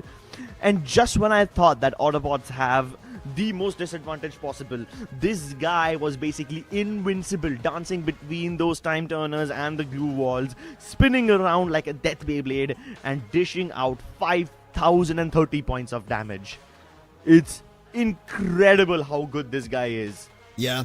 And being a rusher while he's doing it, right? This is not something that is easily done by a rusher. Around 2,000, 3,000 damage is what we generally see by the rushers coming through. In terms of eliminations, yes, they come towards 9, 10 and even maybe towards 15, sometimes being the highest in terms of eliminations. But to find that amount of damage, he was ever so crucial for his team to find that booyah. The way he played, and also along with him was Venom as a sniper, as a support, played really well from afar. I think there was one knock that was found in between while Johan was running between those time turners, which worked out really, really well for the team. Along with that, you also need to understand that both Kunal and Mad God wanted to go for a flank. He did try for a dash, but Don't Cry's position was completely unknown. So Mad God going out there was not at all a problem. It was still okay because Mad God was one of the reasons that they survived in their early on fights when they were having it with DP Dominators. Yeah, Mad God really kept them alive. And even though Mad God went down in that fight against DP Dominators, you had Johan jump him to save his life. I'm sorry, I'm not sure if it was Johan or Kunal, but all of them really were performing well early game, which is why they had so many eliminations to begin with, which is why they could control the entire observatory hill with so much dominance and so much authority. You saw how they were creating troubles for teams like Extreme X and Total Gaming, just raining down the hill with a bunch of bullets and a bunch of nades. They were just throwing everything they could from that cliff onto their enemies downstairs. And look at the damage. It's 2Ks everywhere. 2004 damage on Kunal, 2663 on Venom, 2444 on Mad God. That's a very cool number, by the way. Everybody on your team has 2000 damage, then you're basically guaranteed to get the booyah. And then Johan at like 5k plus. Incredible. Incredible stuff, even in how they did make their movement. Initially, we saw at Bhima Sakti Strip, and from there they went to Katalistiva, and from there even further. This is how they just kept moving. Graveyard, from there they moved downwards at the edge at Observatory. They had a little bit of a tussle with Team 2XT, which we spoke about, and then they forced them towards the clock tower, as we see. But thankfully, the way they went and used the movement, right, Crips, made them get a very good stronghold at Observatory. They were waiting for that opportunity, and after that, you already spoke about it. The uphill battle that Autobots held was nothing that anybody could beat them down to. They were so good in that position. They had a complete fortress. You see, even Team 2XT wanted to climb. They put down a lot of glue walls to make it across, to find a way to climb up, but Autobotz did not allow them until Autobotz themselves had a safe haven and a compound for themselves from where they were not troubled.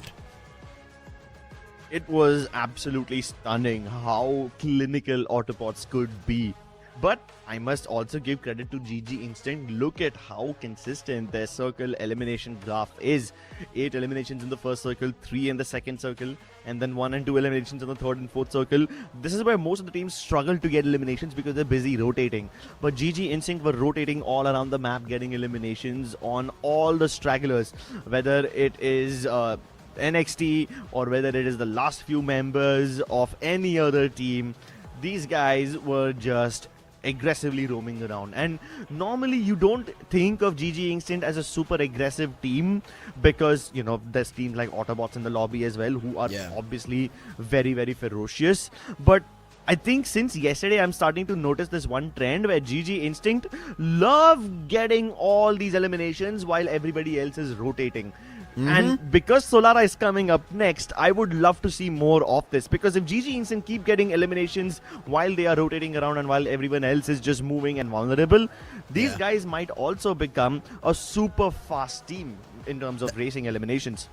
That's why I've been telling that they are the troublemakers of the lobby. Irrespective that it was yesterday, I thought it would be maybe only till yesterday. They end up doing it today once more. And they will. And this is, I think, the new play style that they've found for themselves in their playbook, that they will play outside the zone. And talking about them, let's take a look at where their drop spot is. They're towards the Riders Club, and then with them is Extreme X. This is something that we might end up seeing from there. They might move towards Waterfall, the hub, and then towards Studio. Yesterday something similar did happen, but they might also move in the other direction depending on how the circle shifts, because right as now today we don't see a lot of clashes at Delta Isle. It's rather towards TV Tower where iQOO Total Gaming and NXT are. But today I think there's only one difference I could make out, Crips, to be honest, in terms of what yesterday's performances or in terms of preferred drop spots were.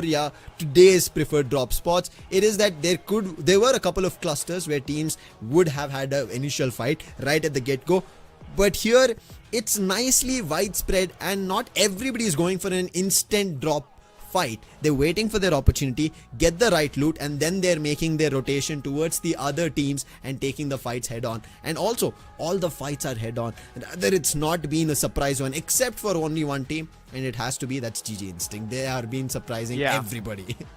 Exactly. GG Instinct come in like the vultures. They like to swoop in on people who are already dying and bleeding and then put them out of their misery, send them back to the lobby. And GG Instinct, I mean, on one hand you have teams like Raiders United and Autobots who are super aggressive and they initiate battles on their own, and then you have GG Instinct who have as many eliminations as them, but they take way lesser risk. And while I commend the firepower, while I commend the entertainment value that high firepower teams bring to the table, I have to admit, GG Instinct display it way more smartly, and in the long run, that's more beneficial. You get all the eliminations without getting any of the risk. That's how you should play.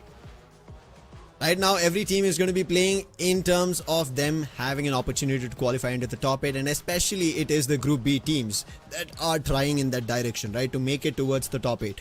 While that inclination is happening, let's take a look at our caster predictions. And guys, I'm very influenced, to be honest, by every team's performance, and that's how I make a caster prediction. You guys can also do it in the chat and let us know. And you can see right out of the gate, I've gone for Autobots and GG Instinct. The only reason I pick up iQOO Total Gaming here is unfortunate that how NXT happened right to them, and they did not have an angle to get back up the hill. If they did have, maybe they could have made their mark as well. But we have only one name this time synonymous with each other. That's going to be Autobots. After that, I see you have picked up Raiders United and Extreme X. Yeah, Extreme X have been performing really well so far, and I kind of feel like after watching them yesterday, they can actually get a booyah on Solara once again. So I am kind of rooting for them over here. That's why I picked them as one of my predictions. Apart from that, Autobots is a very obvious pick. I mean, they're super aggressive. Even if they don't win the game, they're going to get away like at least 15, 20 something points out of this game minimum. And then I have picked up Raiders United for the exact same reason. simply because of their firepower.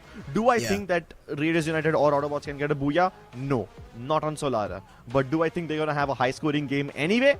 Absolutely. And that is the same reason I have GG Instinct, because I've seen their performance in Solara. Again, another elimination heavy game. Whether they make it to the top 3 or whether they get a lot in terms of a booyah or not, I just have them in my top 3 because I believe they're moving in that direction. And this is something that I've seen all the times when it comes to qualification, and GG Instinct being in Group B, they know today at stake is qualification, so they need to make as many points as possible, and that's what they're trying to do, and they almost always succeed. They make it, they qualify. Whether they win the titles, that's something they have to get to the closure part of it, right? That's a similar storyline that GodLike are troubled on. GodLike are unable to close. They start on a really good note, high note, they find a lot of eliminations. But at that, I'm surprised that I brought up the GodLike note itself, because GodLike have still not started here in FFMAI 2026 Spring. We are all missing them. There was so much hopes on them. They again fought off really well on peak, but after that disappeared. Yeah, and after peak, I kind of don't even remember where they went. It seems like they vanished somewhere between the 3rd to the 4th circle shrink. So yeah, they start off really well and they always get off on the right foot, but they just cannot chain that momentum together and use it to convert the game into a booyah, or forget converting it into booyah. Even if you get like a high scoring game, a 20+ point game, we haven't seen that from them so far. And they don't need that much compared to some of the other teams like RZX, who are below 50 points right now. Teams like GodLike need only 60 to 70 points today, and they should be somewhere in contention. Will they be able to get it? Let's find out in second game of the day. It's Solara, ladies and gentlemen. The sun shines bright over here and the teams shine brighter. An opportunity for every team here in FFMAI 2026 Spring, especially for teams in Group B. Yesterday, they had 2 consecutive Solara games, and they should be at least used to this map now, as they're going to be playing their 3rd game of Solara here on day 2. And a quick jump we already see from Team 2XD, and honestly, yes, I think one team from Bangladesh that has coped up and understood the mistakes that they did yesterday is Team 2XD. But they send up Psycho in the other direction. Thankfully, he spots that DP Dominators are moving towards Delta Isle, and it looks like most of the teams in terms of the preferred drop spots are actually moving in that direction. We end up seeing Riders Club, GG Instinct and Extreme X, but iQOO Total Gaming, they move away from TV Tower and go all the way towards Windmill. To our fall. Okay, well, will this actually result in any substantial team elimination? Not yet, right? Because GG Instinct, even though they are starting off in an early fight, they don't have all their eggs in the same basket. They probably won't be eliminated. GodLike, on the other hand, it's so convenient that Nobita gets shot down as he's entering the window, so Marco can get the res onto him, even though RZX are just looming right outside. And now they're just trying to find an angle. Riz knows that he cannot just hop into any window of his choice, because the TPP angle allows GodLike players on the inside to fire first. Yeah, that vault animation can be a death sentence if you don't time it right. So Riz decides to back away from there, and that is the smarter call. RZX, they were very close to being in the top 5, top 4 in the previous game.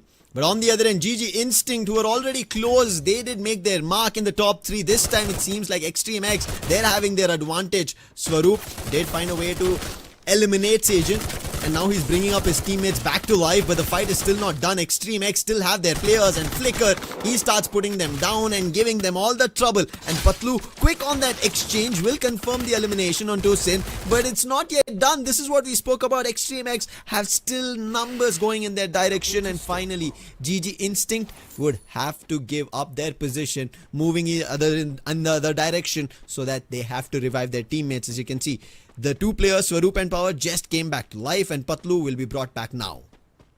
Yeah, GG Instinct, now this is where their split drop begins. Because they survived the initial skirmish and got 2 eliminations, now they can go all across the map and have their players drop into different spots as they respawn. And this will give them their split drop approach. But hold on, Nobita, he doesn't want to split anything apart from his enemy's skulls. And you can see that their opponents are on the window edges trying to hop out, but Raptor cannot get away quickly enough. Mafia shuts him down. Total Gaming have arrived on scene, and the third party is successful. They've already stolen away 2 eliminations from GodLike.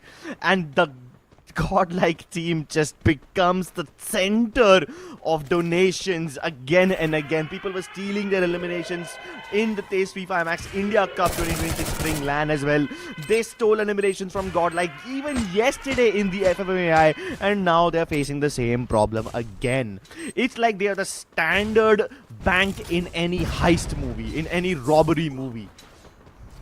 It's just I feel like they're not finding their momentum, their flow. I think that's something that's been missing for godlike.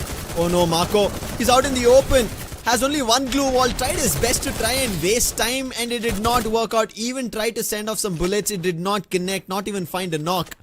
And instantly Marco will be eliminated. Thankfully, Nancy, he had already moved in the other direction, and he will be able to revive his teammates back to life. But Raiders United, they're trying to do the same in terms of a battle, and nice shots coming in. And Bunny takes a hit on Hemu. And Raiders United, while they were about to be troubled by NXT, they retaliate back with it. Yeah, I did not expect Bunny to land that second shot. Amazing stuff. Great control over the end drag. Bunny, now having all 4 of his teammates alive, can continue plundering across the western side of TV Tower. I'm sorry, the eastern side of TV Tower. I've never seen anyone use that vehicle. Literally never. I would rather use the horse more than this tuk-tuk. Crips, his name is Troll. Ah, my bad. I take my words back, ladies and gentlemen. But right now, it is going to be an advantage that Team Extreme X take is going to be in terms of eliminations, eliminating players of Team 2XD. Team 2XD, they tried their best. They thought they will be able to pick up eliminations. They were ready for a fight, but Extreme X, they've looked better. Flicker, he was the one to annoy and eliminate the players from GG Instinct, and now even troubling. But trouble does not stop. While he thought he was safe and sound after picking up an elimination, iQOO Total Gaming are here. Extreme X, they found 2 booyahs yesterday, but against a team who's hungry for another title, what can they do? 2 players already lost by Extreme X, and Mafia becomes the elimination leader. And this is what iQOO Total Gaming have. Once they understand the lobby, they start going all out. And right now, Tucson, while he's left all alone as his teammate takes the rail tracks and goes away, he can't do much. But Sajan, he also got knocked on that track, and he thought maybe there's an opportunity. But iQOO Total Gaming, they completely eliminate a whole squad out of Riders Club. Yup. And as Total Gaming go around being the Grim Reapers of the lobby, DP Dominators also want to establish the same authority. But they're just not finding any substantial chunk of meat to sink their teeth into. They've only been finding these stragglers, and when they finally come up to a fight, it's against Raiders United. Troll takes down the leader top already. And now Jazzy and Madara in the same pickup truck are trying to figure out where did Troll shoot that shot from. They find his vehicle, but they don't have an opportunity to engage just yet. So at this point, this might just become something straight out of a Vin Diesel movie. Instead of chasing Troll, they make the wiser decision, go for the vending machine towards Aquarium. TP Dominators, not a start that they've had yet. Even in terms of a fight, even here on Solara, even their game number 1, nothing yet working really well. But on the other end, iQOO Total Gaming finding another fight as they've moved from Riders Club towards Waterfall. Autobotz, they are the ones, the fight that is brewed between. Aztec out in the air, Venom picks him off, and Johan also trying to help him out in the same movement. But this time they don't land a knock, but Kunal, he does. But this is a complete different team. They're also picking up a fight with RZX, Autobotz. What are they enabling themselves on? I don't know. At this point, they are indiscriminate about their enemy. They don't care if it's Total Gaming. They don't care if it's RZX. They don't even care if it's God themselves. Autobot will shoot at anything that moves. Yeah, exactly. It's like Raptor movement, T-Rex movement. Sorry, T-Rex vision rather than movement. If it moves, you shoot it. It's as simple as that. No need to overcomplicate things, guys. Just click the big fire button on the top of your screen. Mafia trying to line up his shot, but Venom won't stop jumping. You can see the temptation calling out to him. It's beckoning him. And now they all hop into the same car. Oh, this is wonderful. This could be such a cool moment to wipe out the entire team. But no, they get away. They drive off into the sunset. Somehow Venom is also still alive. And I have a feeling that Shanky is not the only one shooting at him. Mafia also has angles on him. And they finally connect. But will that frag be stolen away? No, it won't. Mafia finally confirms it. Okay, cool. I guess you can't steal away frags from Total Gaming. But now the rest of Autobotz have taken a much better position in the center of the circle. And they are in a very good position to gatekeep Total Gaming. Now, obviously, you need to take that statement with a pinch of salt. Second circle doesn't really mean any gatekeeping, but that could be wonderful. Shooting someone down right from the car window. My goodness, Mafia. There's a reason you call him the most lethal sniper.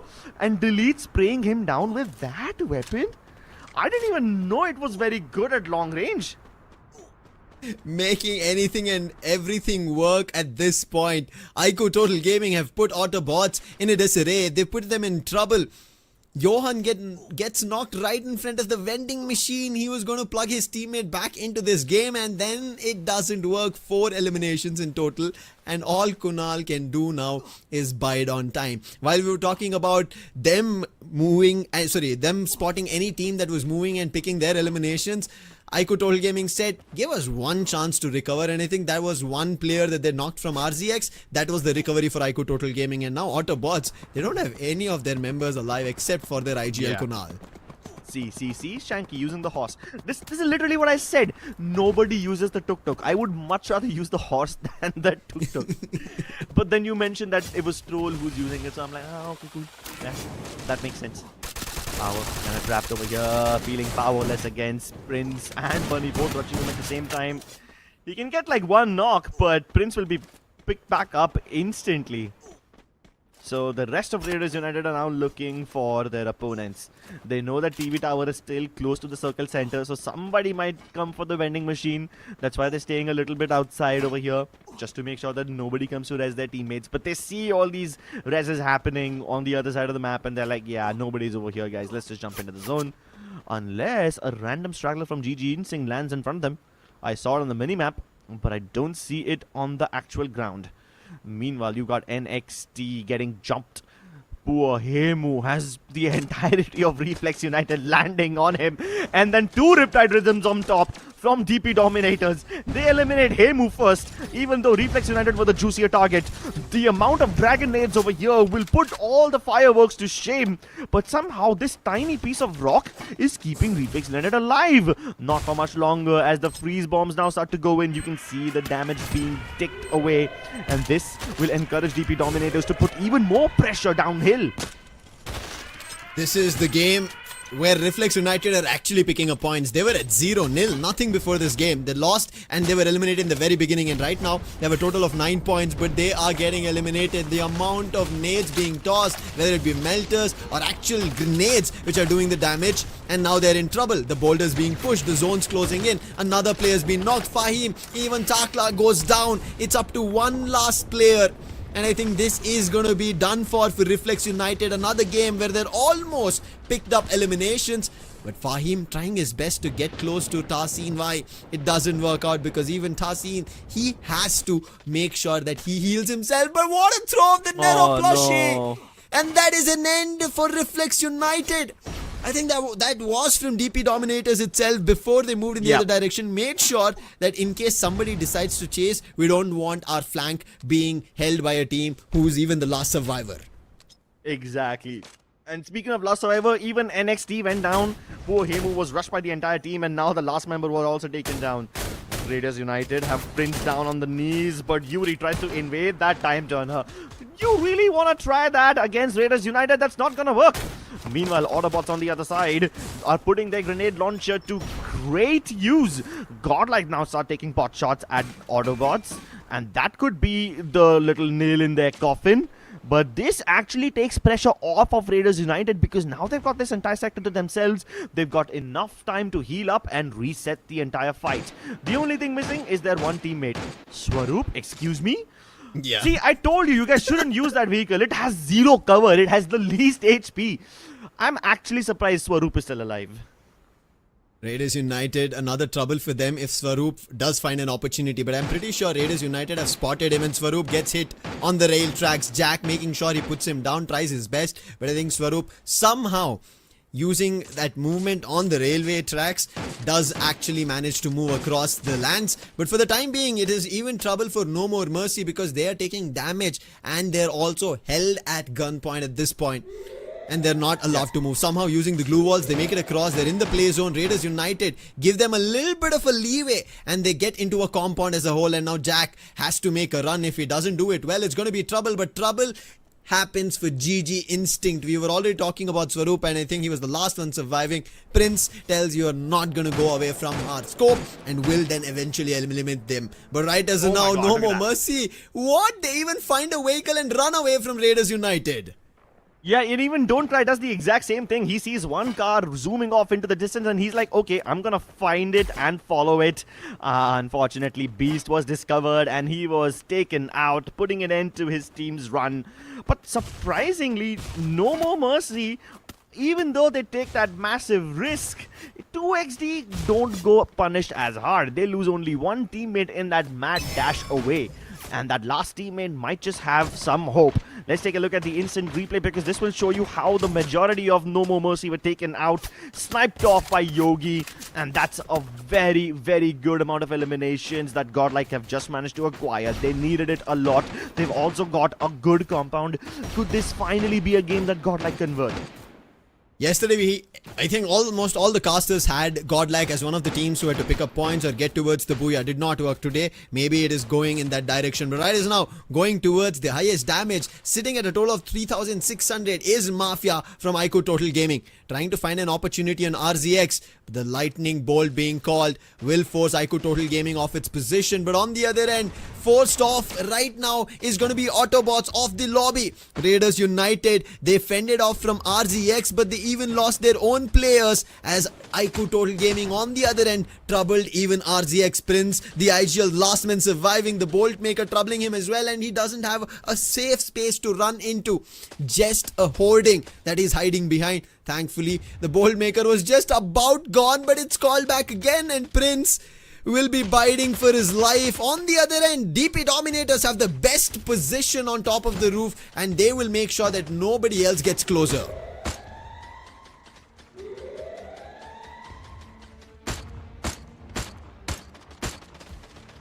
Where even is Mafia? Somehow he was able to find an angle onto Raiders United. Meanwhile, GodLike Esports took down the last member of RZX. And that brings us to the top three teams. It's Total Gaming who are on the other side. Meanwhile, DP Dominators dropped down to the ground, forcing this battle against GodLike. And it's a massive cluster where Marco, Nancy, Yogi and Nobita, each of them pick up one elimination. All four players stepping up when it matters the most. But just as that fight comes to a conclusion, Total Gaming decide to strike when the iron is hot. And they're chasing Yogi down around the electrical box. Aztec tries to pre-fire. Delete tries to intercept him on the other side. And Total Gaming take the booyah in the second game. They wanted to do this in the very first scripts, but now they do it even better. And with Mafia, who was already the damage leader and both elimination leader, while we were seeing the game, say is what their belief is. They make sure that nobody else has an opportunity. And the timing, I thought DP Dominators will become a trouble for iQOO Total Gaming in terms of their conversion of a booyah here because of the position they had, but they decided as the zone was closing in to jump down to fight with GodLike, and GodLike had better close range weapons. We saw they had a Max 7, they had a Mac 10, all of that doing damage, but the timing of iQOO Total Gaming jumping right towards GodLike was when they were wounded, and that was the best advantage. And Yogi tried his best, brought that to a 1v3 with his sniper in such a small distance. Unfortunately, numbers in multiples were iQOO Total Gaming and nothing much could have been done over there, and GodLike had to eventually falter. Yeah, GodLike basically had to face the brunt of both these teams. But it's so amazing that in that final battle against DP Dominators, all of them managed to get one elimination each, and none of them went down. So that's even harder for Total Gaming to win the Booyah. All they had to do was take down 4 players who are low on health. But still, given that situation, I would have expected Total Gaming to have a much easier time. I thought maybe at least 2 people from GodLike Esports will go down and then Total Gaming will have like a 2v4. But nope, they had to find all 4 of these players. None of them were knocked out in that final battle that DP Dominators basically ruined GodLike's game by dropping right on top of them. And basically handing the entire Booyah to iQOO Total Gaming on a silver platter. Brilliant game coming through, and as you mentioned, a silver platter indeed, right? As now what they're chasing is for the gold. Something that iQOO Total Gaming missed in the recent one. They lost the title and they would want to get that title back. They want to be named crowned champions. And they're finally started in the very second game. And for sure, their fans are going to be super happy of this conversion coming through. While we saw the very first game around a total of 30 points, here they've surged it to 36 points. And iQOO Total Gaming, a really brilliant start and also a really good recovery by their counterparts from the same region is going to be GodLike Esports at a total of 23 points, something that they needed. A lot more than anybody knows, because today is the last day for GodLike to fight. Whereas Raiders United, they've just started and they're also picking up points, sitting at a total of 20 points. Sitting at a total of 20 points indeed. I would say it's still a damn good day for them. Amazing start for iQOO Total Gaming though. The first game they missed out on the Booyah because they were trapped on the low ground, and the team that shut them down was none other than Autobotz. This time they get everything and they put up a massive 36-point game. And GodLike Esports also finally stepping up. I know they had the chance to get the Booyah. This was the perfect setup for them and it was ruined by DP Dominators, but still 23 points is amazing for them. Will that help them jump into the top 5? Yes, it does. It actually puts them in the 4th spot with 33 points acquired today. Followed closely behind by GG Instinct. Both these teams at 33 points each.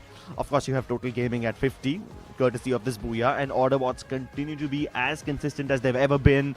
This time getting a Booyah as well. No Booyah, no problem. Yeah, that screen doesn't really matter anymore because these guys finally managed to get a win. 2XD, close behind GodLike at 32 points. You have Extreme X at 26. And then 1 point behind them is Raiders United. NoMoreMercy and RZX both tied up at 21 points each. And then you have NXT and DP Dominators tied up at 15 points each. Reflex United need to step up though. But it's only been 2 games, so 9 points is not a problem just yet. And it's not even like the last day for them. So they have plenty of chances to come back into this game, but they need to step up faster. Yeah, and I'm surprised it's only 9 points, and that's also after the 2 games. They got these 9 points in only Solara, nothing found on Bermuda. However, for viewers, don't get confused. This is not the top 8. If you're seeing your teams already in the top 8, you cannot be happy. This is not the overall standing. Group C teams have not yet been included in this. This is just today's standings, the South Asia play-ins between Group A and B here on day 2. With that, let's jump to the MVP, and obviously it had to be Mafia. And you can see, this is the reason when you look at damage, right? These numbers make sense when it is a sniper, because they keep doing the damage and the rushers then jump right towards their opponent and then find the elimination. And 5,000 damage, but on top of it, 12 eliminations. Mafia said, I'm going to do it all, not just the damage, but also find the elimination. And we saw it, right? It started with Autobotz, and especially having the Raphael gave him a big advantage. And Venom never knew where those shots were coming in from. And once that happened, the entire Autobotz squad just crumbled. Exactly. And even I didn't see where Mafia was able to shoot down Autobotz from. Like, we're supposed to see everything, right? We're casters. We literally get the God's eye view from above. But even I didn't see where Mafia shot down the last member of Autobotz from. So that's just how sneaky he is. 12 eliminations. Are you serious? There are teams who don't manage to get this number with all 4 of their players might combine. And this guy just does it all by himself. It's crazy how good Mafia is. Like, every time you think that he's the best in the country, he decides to show you that he can be better. He raises his own bar higher. Of course, he's using the standard sniper loadout, Maro, Moko, Raphael. It's actually been a while since I've seen Raphael. Most of the snipers use Maro, Moko, and then they pick up a third ability, like a Joseph or and a it's been Suzy like these times. Yeah, it's been Suzy quite a lot lately. But Raphael, good old sniper loadout, taking me back to 2022. Now, take a look at Shanky. He switched up his approach. He started using the Dreki along with the team booster. So that's incredible as well. Delete dishing out 3000 damage. Oh my god, that's really? Yeah. Wow. How did he even get into that many fights? And he has 8 assists. Oh, that's how he has so much damage. That explains a lot. I think he must have been the one setting up Mafia for success, because both of them were doing long range damage to some extent.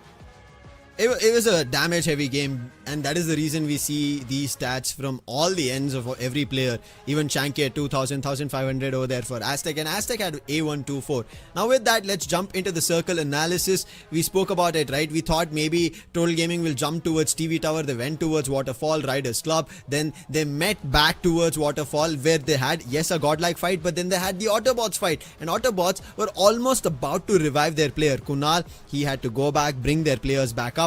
But as soon as Autobotz were cleared off at Waterfalls region, you can see iQOO Total Gaming at the complete western end had no other teams competing. It was only them. So it was just an easy walk right towards the circle, and towards the end of it, I was worried because we were talking about the positioning, right? And the multiple bolt makers being called one after the other was troubling every teams except for DP Dominators, who were on top. And I thought DP Dominators at that archway position will have a big opportunity, will be able to shake down iQOO Total Gaming, but it did not happen at all. When then they just jumped and chose to battle with GodLike, which gave the benefit and the advantage for iQOO Total Gaming. Yeah, iQOO Total Gaming basically got served that game on a platter when DP Dominators and GodLike Esports, they got into that fight. They just dropped right on top of their head. And I have to say one thing. Look at this circle 1. We talk about eliminations, right? In just circle 1 itself, 11 eliminations in total is what iQOO Total Gaming picked. Oh my god. Yeah, and I was about to bring that up because there's so many teams who have a different philosophy when they try to go for a 3-1 split. You know, they send 3 of their players to fight, but 1 player somewhere far away in case they all die as an insurance policy. But iQOO Total Gaming doesn't actually do that. They commit all 4 members to any fight they enter, and that's how they're able to get so many eliminations in the first circle itself, because they don't take half measures, they don't have any plan B. These guys just commit all 4 of their players to a fight, and then they just start farming eliminations left, right, and center. Right now, getting eliminations is something that every team is trying their best on, and also getting towards the booyah. And the main reason being, Crips, while we are coming towards this game number 3, we have our preferred drop spots, and we see Refinery again being contested, which happened yesterday as well, and GodLike did suffer. But it's not the same set of teams, it's different, but those teams have now been activated. They've now got used to the lobby. NXT, however, still trying to find their footing, but iQOO Total Gaming along with that is and could be a problem, and just now that the battle has concluded, they would have to decide to do something different. But even trying to do something different has to be NoMoreMercy. They had a really good start in game number 1, but now they've jumped towards Council Hall, very close to GG Instinct, and we know very early fights that GG Instinct always have, they always win it. And once they win it, they move to the next, and moving to the next close by at Shrines is going to be RZX and Autobotz. And Autobotz, they should be happy about it and the position that they're in, especially now that they've already gotten the booyah for the day when they didn't have any yesterday, will also put them in a lot more confident position. Yeah. Speaking of confidence, I think some of these people are lying confidently through their teeth. Because do you really expect me to believe that Santa Catrina, Stone Ridge, as well as Command Post will be vacant? Nah. Yeah. There's a pretty good chance that Total Gaming will go towards Santa Catrina. They used to love dropping into that spot in 2024. They changed it around in 2025 a little, but you know, it's good old. They love that broken ship. And even GodLike, for that matter, while they are going to be contesting all the people in Refinery, I think that sometimes NXT might just, you know, change their spot and go towards the bottom near Stone Ridge, or maybe even Command Post for that region. So yeah, I think these preferred drop spots, you need to take them with a pinch of salt. And when we talk about our predictions, you can also take that with a pinch of salt, because I'm basically repeating the same predictions again and again and again. I've been picking up Raiders United on Autobotz for their elimination prowess all day long. At least for the first 2 games I have done so. I don't know if I'll continue doing that later on, but so far that's my meta. My meta to get as many predictions right is to just pick the teams that will get as many eliminations. Whether they win on the booyah or not is a completely different story. And yeah, at least they're in the top 3. At least they're in the top 3, right? So at least I get more prediction points. So that's my meta. I'm just giving away my points for free. Either way, I picked up GodLike in Kalahari because that's like my tradition. I love picking up GodLike in Kalahari, even though my faith in that team has been a little shaky lately. I think that's for everybody who's viewing, right? GodLike have not brought back their usual performance, but that's also because there's a change in the roster. The playing 4, that is not the same thing that we were seeing in TA's FFMIC 2026 spring. But at least today they've shown a lot more better hope compared to yesterday's performance, and that is the reason I've also got them. But on top of that, I have another team from Group B, because now we are hitting the halfway mark, right? That's going to be Extreme X. So I hope Extreme X, this is where they found their winning booyah in game number 3 yesterday. But however, the map is not same. It was Nextera, and I think they should be getting comfortable. The fights is the only thing that they have not picked up right so far, and that is the reason we've been seeing them getting wiped out or eliminated so many times, at least in today's performance that they've had. But my first prediction was iQOO Total Gaming. That's something that's just a blindfolded prediction that you can make, that you have now seen iQOO Total Gaming performing. But while I made the very first prediction with DP Dominators in my very first game, expecting the performances that we had seen in our test runs and all of it, I thought that could work out really, really well. And you also mentioned about Top, right? This team carries legacy. That is a strong legacy name that they have, and I expected a lot to start off. But I think, hey, being a day one for even Group A teams, and the aggression that we kind of tried to portray is not yet here, and that, yes, obviously happens to everybody. This is not their usual region lobby that they're playing in. This is a region that they're playing with many other three different countries that they're contesting with: Bangladesh, Nepal, and then India. So it's not that easy to get back into flow and to your winning ways. But I think a lot more teams will now start finding their victory towards Kalahari. Yep, I really hope that all the teams, especially the ones who are towards the bottom, outside of the top 6, especially if you're in Group B, I hope they start finding their footing, because we are about to start the 3rd game of the day. We are reaching the halfway mark of day 2 of Fire Max Asia Invitational 2026 Spring, and it's my favorite map, Kalahari. Starting off is going to be all these teams most likely hot dropping towards Command Post and Refinery. I'm expecting to see a lot of fights over there. So let's begin, ladies and gentlemen. The plane takes off over Council Hall, going all the way down south towards Mammoth, and we see a lot of teams dropping off towards the northeastern quadrant already. I really like how you mentioned already a hot drop that we might and would want to see, and I'm pretty sure that's what our audience also wants to see. But in the meantime, you can also let us know who might get a booyah here on Kalahari in the chat. While iQOO Total Gaming, as you rightfully said, Santa Catarina is where they head, and this time at Refinery, GodLike have no trouble. But let's talk about the clashes, if there are any. As of now, I don't see. Every team is spread really, really well. I thought maybe even Autobotz might have a fight with RZX at times, but it seems like they've given that opportunity to RZX to take control of it, and they're moving slightly towards the revival point as well as Oldhampton. Huh. Bro, this is so anticlimactic. I really thought we'd get like a drop From what you asked to what you're seeing. And confinement. Yeah, bro, like... sometimes I feel like I hype it up for no reason and then I get disappointed. But forgive me for having high standards. But Crips, this is also teams understanding that a small mistake they do, they will end up their run being at dead last in FFMAI 2026 Spring. But look at this jump that GodLike have just made from Refinery using the zip, and they've now moved towards the sub where Reflex United were holding off. There is a fight finally brewing. Yeah, but I didn't expect it to be like this. I mean, I thought that the teams who would fight GodLike Esports would fight them in Refinery. Wait a second, all of GodLike is not even present over there. Yogi is still towards the South Refinery platform near the Double Cliff compound. But the rest of GodLike Esports are trying to climb up on this sub. The UAV has been sent forth already and it's been destroyed. So Reflex United have the information about 3 GodLike players, but they don't know that the 4th player is not even present over here. So in their mind, they will be cooking that, hey, the fourth guy might just come up from behind us. And there is a team behind them. It's DP Dominators. But Reflex United don't know that. All they can see is that they are being surrounded and they are starting to feel claustrophobic. Not something that they wanted in the very first position and the play they were trying to do, but as soon as they understand in 2 different directions that there's an approach, they start making their move.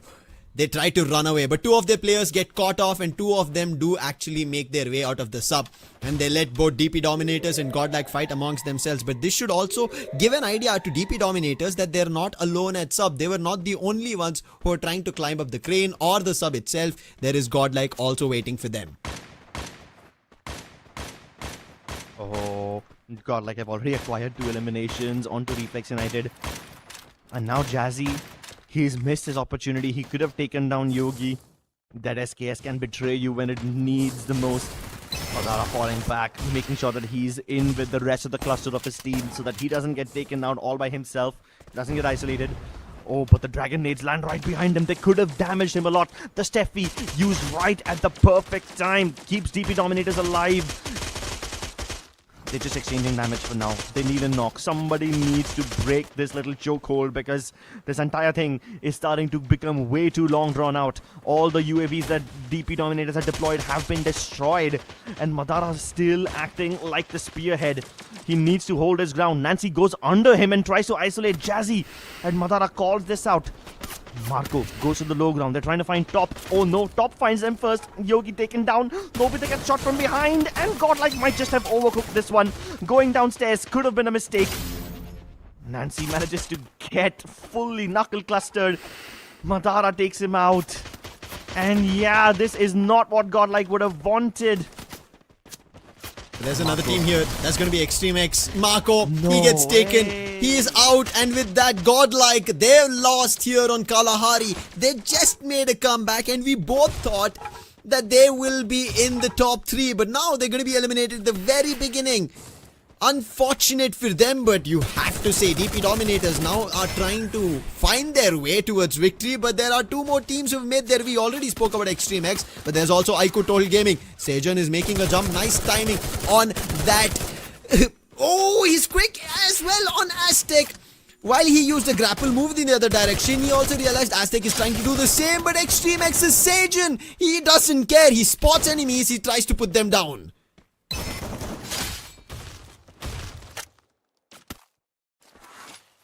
It's actually insane how there's a 5th party situation involved over here because Total Gaming arrived as the 4th party and now you have Extreme X as the 5th party. Hold up, there's a 6th party coming. There's NoMoreMercy also arriving on scene. Extreme X might have just bitten off a bit more than they can chew because Tucson is down on the ground, but they are doing a very good job of holding Draken back. They take down that one player. Reflex United somehow get into a fight against RZX. Keep in mind that Reflex was right here in the sub and they escaped this battle the moment they saw that they were getting surrounded by DP Dominators and GodLike Esports. And now even after escaping, they managed to find a fight somehow. At least they're winning this one. But Extreme X, they don't know how many people have already been here.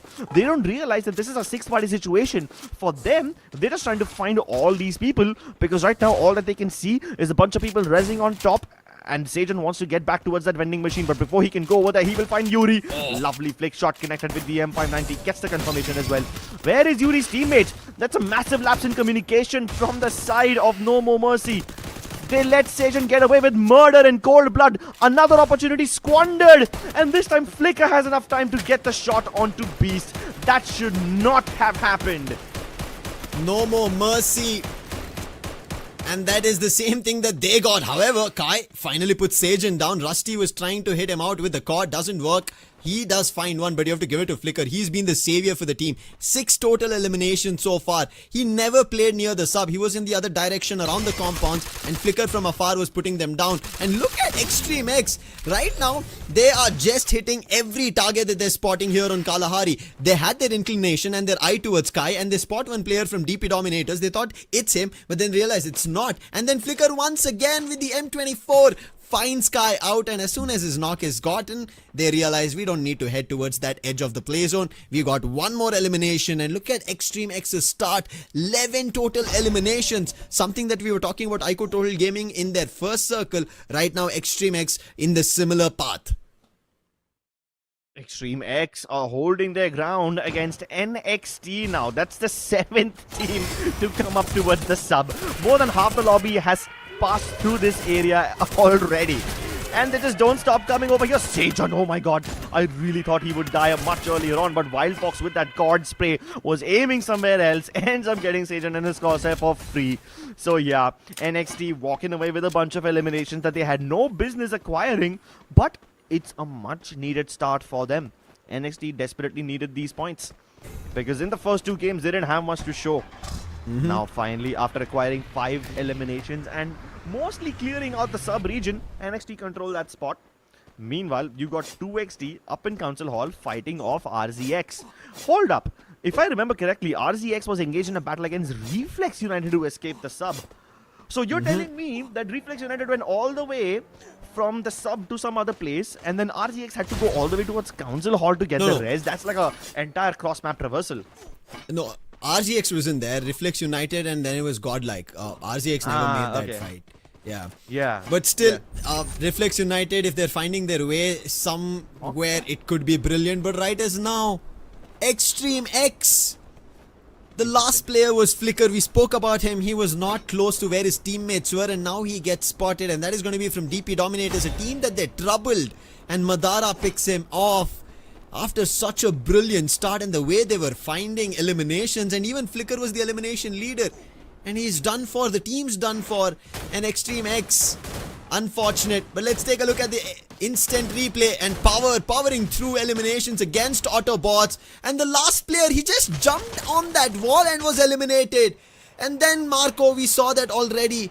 But unfortunate for Autobotz, one player who tried to make a recovery jump just got swept. Yeah, I mean, you expect Johan to win those close range battles against glue walls and time turners, but you can't clutch every single time. You can't rely on Johan too much. Now it's Reflex United. They backed off from the earlier fight in the sub, but now they take another battle in the Mammoth on their own terms, but they already get sniped off. Riz gets his head taken off by Don't Cry. Tessini, no chance of a res. The glue UAV deployed, which forces Takla to go around the other side. The Poison Spray connects onto Madara, and he gets the confirmation as well. They now just have to pin down Jazzy, who's running around really well and isolating these battles. But Takla walks into 3 people at once. The fast res from DP Dominators helps them get on their feet quickly and turns the tide of the battle in an instant. Hold up, they need to find the last member of Reflex United quickly, because if they don't, then GG Instant will seal away everything. Unfortunate here for Reflex United. Tried their best, but thankfully, before Fahim X goes down, he will be able to revive. But look at this, GG Instinct. While you were talking about them stealing away the elimination on Reflex United, right now they're taking away a lot of players from DP Dominators. What? How? He was right next to the vending machine. Did he not revive his players? Oh my god, mistake. Jazzy. Yeah. You know what? I have a bold statement to make. GG Instinct are like Hrithik Roshan from Doom 2, because these guys are stealing everything and they leave their mark behind. Straight out of a Bollywood heist movie. Literally, that's what it feels like to watch GG Instinct play. Total Gaming, on the other hand, it seems like we are watching a war movie, because these guys are dominating everything. You're telling me they've got double digits already while everybody else struggles to get even 8 eliminations? These guys are sitting at 11. Oh, hold up. They're not the only team at 11. Even 2XD have 11 eliminations so far in this game. But then again, 2XD was fighting near the sub. They had like teams come in on them like it was the second coming of Christ. They had like 6-7 party situations. Total Gaming weren't in that fight. Still they have 11. So that's impressive. Impressive indeed, and that's what they've done after getting a booyah. And now, one player from Raiders United, Prince, the IGL, his elimination will also be grabbed. Aztec was just making sure, double checking, because especially in Kalahari, you don't know where the sniper shots connect from. But right now, after connecting and finding eliminations, Team 2XD in search, and it has been against RZX that they found majority of their eliminations. And once again, at command post, they're against RZX. Total 12 right now. One of the players, he doesn't want to take this fight, and that is the reason he's hiding in one of the houses, which is close to the vending machine. Hopefully he'll be able to plug at least and get one of his teammates back. One player is playing inside the circle while the other is trying to go and revive. Yeah. I would like to correct myself. Actually, I made a wrong statement just a couple of seconds ago saying that 2XD had a bunch of these fights near the sub. They were never over there either. Neither 2XD nor Total Gaming were anywhere close to the sub, and still somehow they have more eliminations than anybody else, despite the sub being like a 7th party situation. So now 2XD continued putting their firepower to good use. NXT thought they could gatekeep them, but Sabo gets decapitated by Don't Cry. I would love to see sniping from Don't Cry's perspective. I think it would be really impressive to look at. Oh my god, just when NXT thought that they can corner the other team, Total Gaming shoots them from behind. Hemu gets shot, and he gets confirmed by Mafia as well. NXT just cannot catch a break. Every time they think they have an advantage against some other team, Total Gaming comes up and puts them in their place. NXT thought they have the high ground advantage over 2XD, but Total Gaming have a much higher ground advantage. And that's just Aztec and Mafia being on top of the Yeah. sub. The other two members of Total Gaming, Aztec and Delete, are towards the bottom. These guys are dominating all the heights, and NXT have nowhere left to go.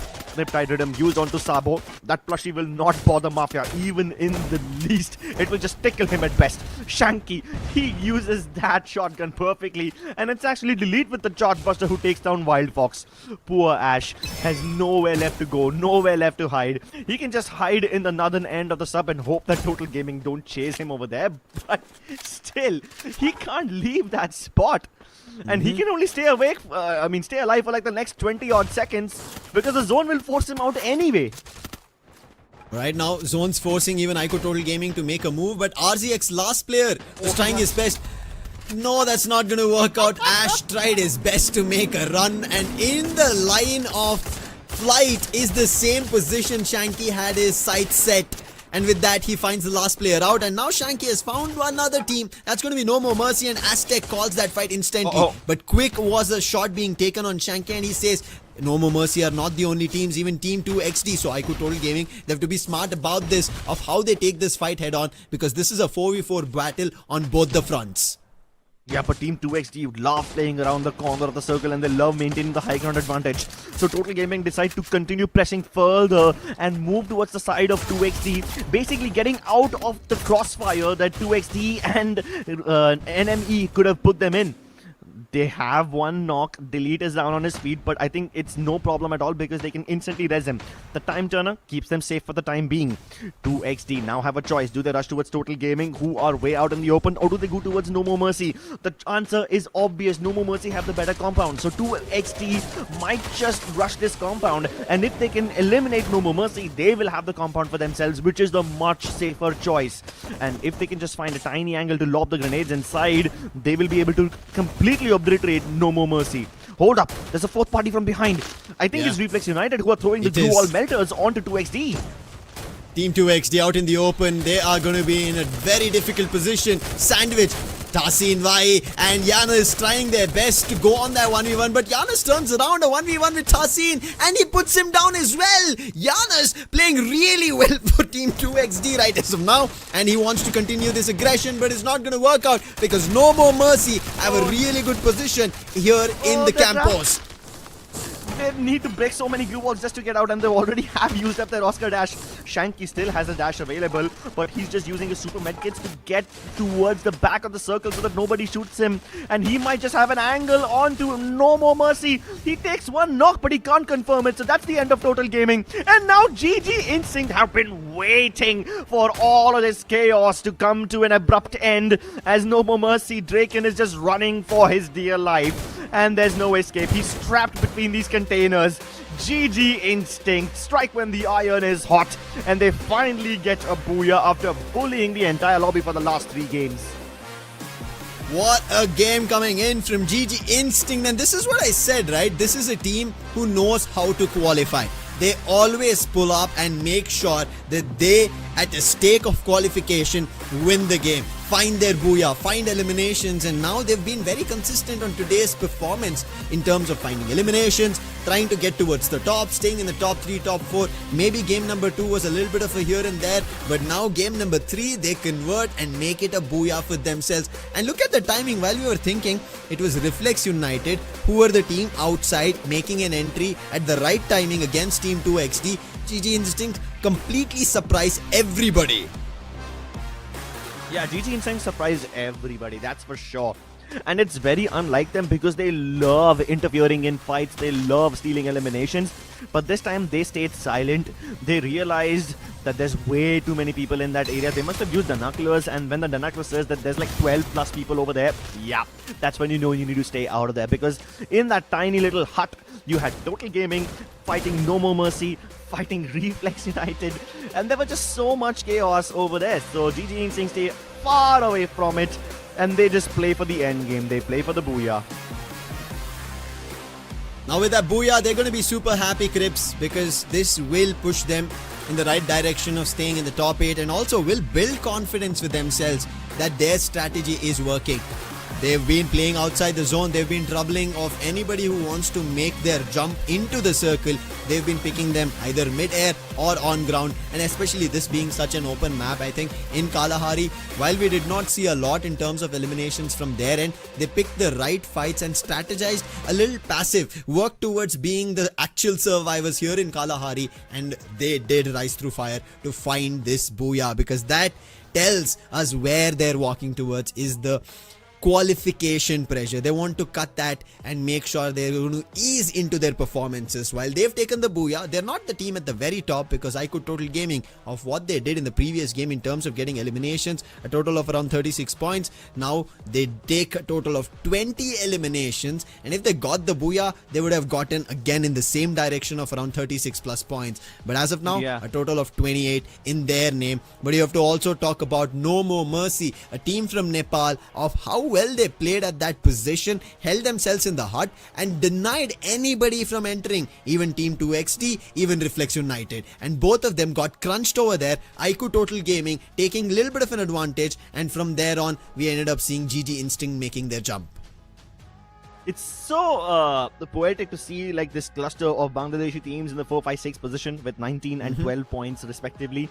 I kind of have to say that Reflex United and 2XT fighting in that little tiny hut, basically they blocked each other from getting the booyah. I think that was a rather bad decision for 2XT to jump into that compound and force that issue when they could have just easily gone towards the center mass of the circle using launch pads and their grappling guns, where GG Instinct was there. But hey, I guess they couldn't see past the opponents who were just like 2 feet away from them. So I don't blame them for making those decisions. But GG Instinct had the foresight to move away from that cluster. And even though Patlu, he has only 4 eliminations, his damage numbers are through the roof. 2,893 damage, almost 2,900 damage. That does not match the amount of eliminations as assists he has. So that kind of means that GG Instinct must have been taking a lot of pot shots towards that cluster, but they didn't manage to convert all those knocks and eliminations.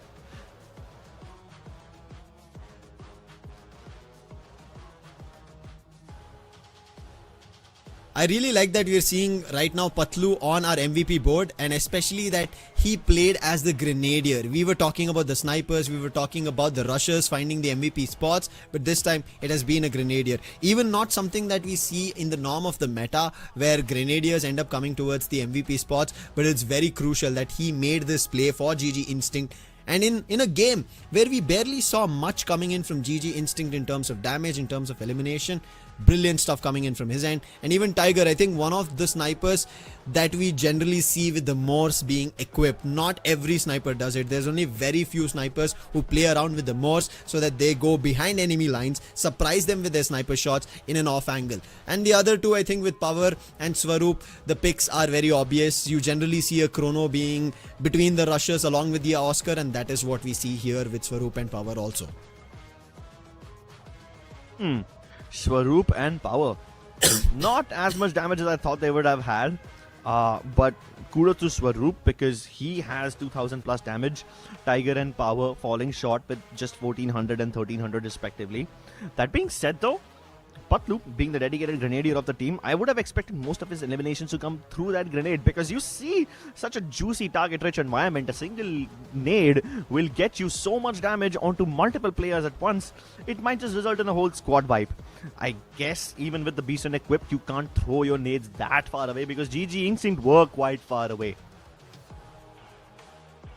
While these team did get their booyah, let's talk a little about how they managed to make it happen, right? I think this was one of those very passive games that we ended up seeing from GG Instinct. I did not believe this was going to be the case. Council Hall, they had no contention. They went towards Autobotz. From there, it did not work out because we ended up seeing Raiders United and a lot of chase, but then they moved back towards Old Hampton after reviving their teammates, and you can see their entire trail that they've done moving towards the western edge of the map. They've barely had battle. DP Dominators, there was one battle that we ended up seeing there, but even DP Dominators, unfortunate, the instance they got eliminated. And from there on, GG Instinct, I think for today, if we kind of follow the circle analysis of how from the western end of the game, right, it has always been any team that takes that front have an easy pass towards the last few circles and also are in the top 4 and also end up getting a booyah for themselves. That's what has happened here.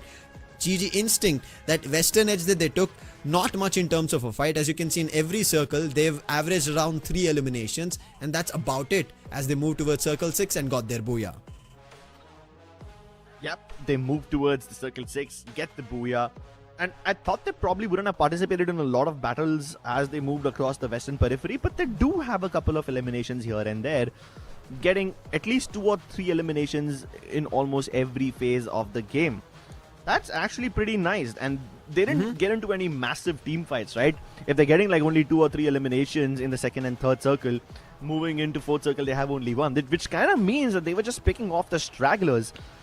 And now that I think about it, that is very, very characteristic of GG Instinct. They love picking off the stragglers. They love behaving like the vultures.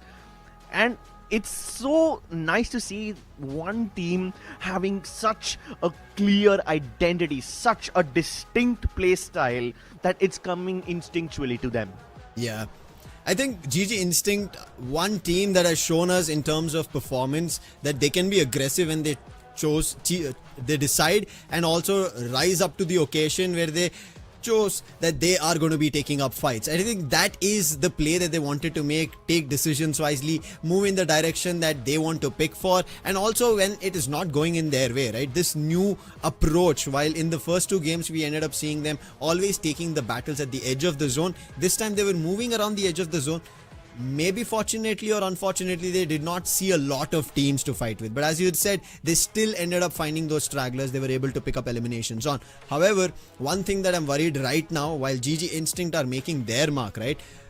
Group B needs to understand iQOO Total Gaming are taking away a lot of eliminations. And in the first 3 games, compared to yesterday, we had 90, 100 in total eliminations up and down. Today, all the 3 games have been 100 plus eliminations in total, and if the top 3 teams are taking away those points, and if those teams are like iQOO Total Gaming or teams from Group A, teams from Group B have to be worried, have to be troubled, especially GodLike. After game number 2, they were in the top 3 in the standings of that matchup, but as soon as we moved towards Kalahari, they were at the bottom. They had only 1 point, and we questioned their movement from Refinery all the way towards the sub, what that play was, and it affected them big time. Yeah, I mean, sometimes I was tempted to say that this is the caster's curse because, you know, whenever we both pick the same team, especially with one of us having them in the number 1 spot, they get eliminated early on. Any other situation, I would have just said, oh, caster's curse. But this time, GodLike took the decision, an actively bad decision, to go from Refinery towards the sub and force a fight. Forcing a fight is also fine because by the time they started, this was just 2 teams. There was no third party. But then they went under the sub, trying to isolate battles without having adequate information. The UAV that they launched in the air was already destroyed. They even destroyed the counter UAVs from their opponents. And that should have given you some information about the 2 top players who were literally on top of the sub, and then they just didn't do it.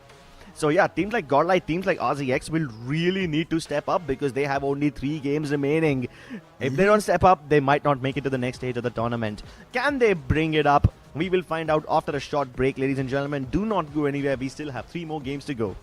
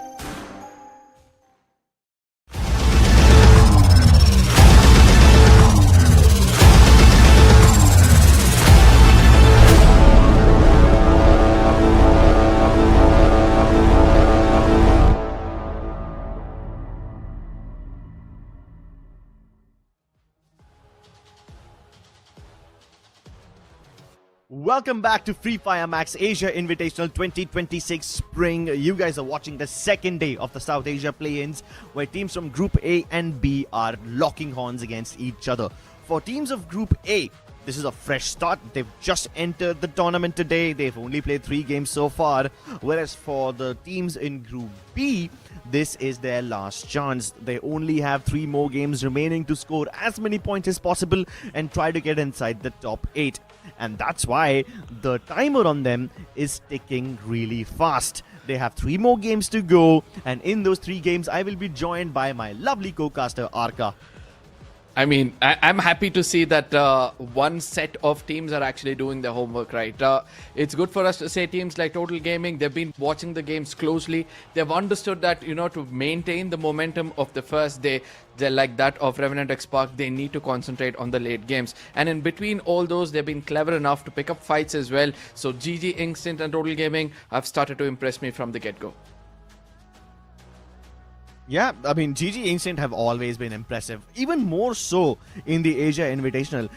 We saw in the Taste FIFA Max India Cup 2026 Spring how they were just going around and picking up fights very smartly, never really getting caught between 2-3 different teams, never getting caught in a third-party situation. But whenever they need a third party, they go in there swiftly, knowing when their opponents are weak. And I thought, that's a very cool feature to have, very cool ability to have in the India Cup just a couple of weeks ago. And now in the Asia Invitational, it seems like they are doing it even better. So let's take a look at what their potential fights could be as we head into the 4th game in Next Era. And you can already see that GG Instinct are rather uncontested in Zipway. Although, I am actually surprised to see Farmtopia being so vacant.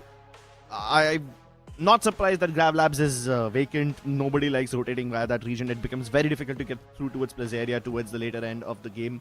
Especially even in Turbine and Museum, it becomes a bit difficult. But there's so many teams in Plazaria, Boxing Gym, Deca Square. This might just be crazy.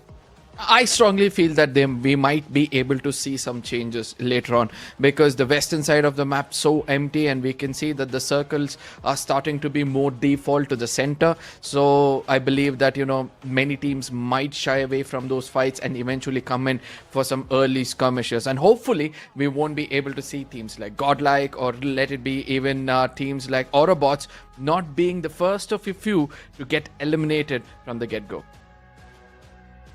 Yeah, I hope that none of these teams who actually need the points get eliminated very early on. And right now, 2 teams from Group B who desperately need those points are GodLike Esports and RFX. I'm sorry, not RFX, they RZX. Now, at least GodLike Esports had 1 decent game.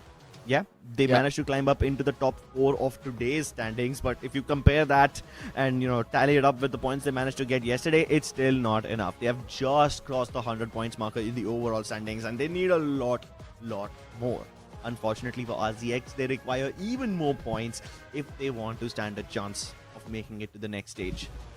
This is one of those groups who's going to leave a benchmark for the others to cross over. And I strongly believe that if you fall in such a category, it's important for you to give your best. Make sure you put so much number on board, just like that of Autobotz, that nobody will even dare thinking of outshining you in the overall standing. So I'm looking forward for a really good comeback from that of GodLike in the upcoming games, even though my predictions are not going to look that great, going towards the side of GodLike in the first 2 spots, because I know that they've started to build momentum. But one thing which we witnessed in the recent LAN is GodLike, once they lose the momentum, they won't be able to pick it up, even though they come in the top 3 or the top 4.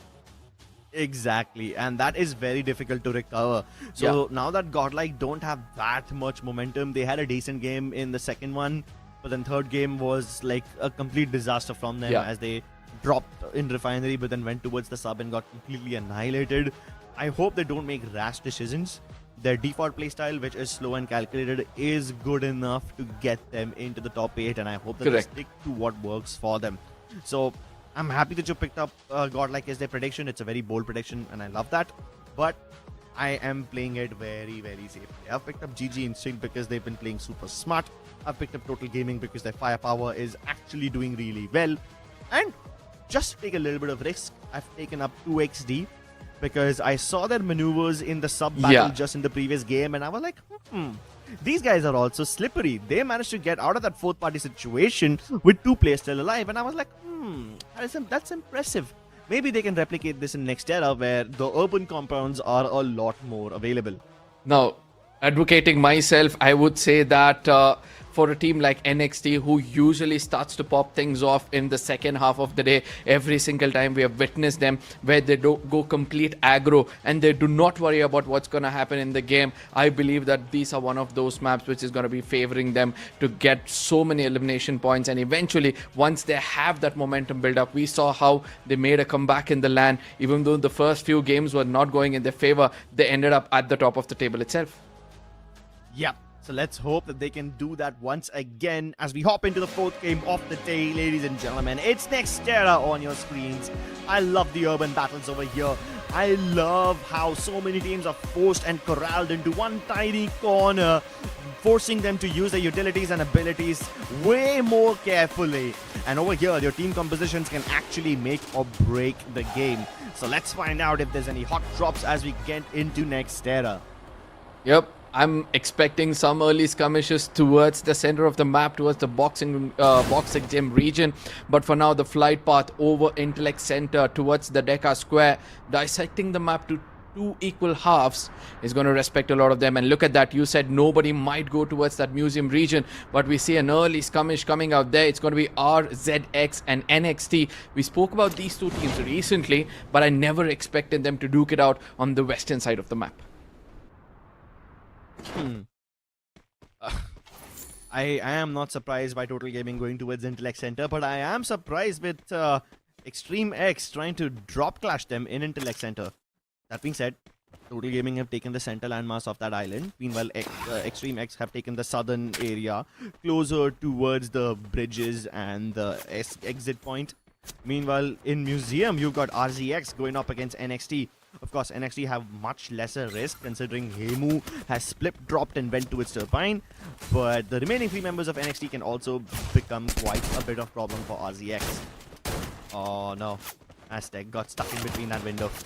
He really thought that he would be able to surprise Extreme X by going across. But no, Extreme X don't get surprised at all. Delete lands a lovely spray onto Sejan. He's been performing really well with that weapon. It seems like it's his new favorite now. We saw him get a bunch of very cool eliminations at long range with the 2. So yeah, it's a laser beam in his hands. Sejan almost got the knock, but gets taken down by an ability. And even though Flicker has the angles, he's failing to connect these shots. At least Rusty is able to contribute. And finally, because the targets were low enough on HP, even Flicker converts his knock. And that puts Total Gaming in a very precarious spot where they are forced to go north again.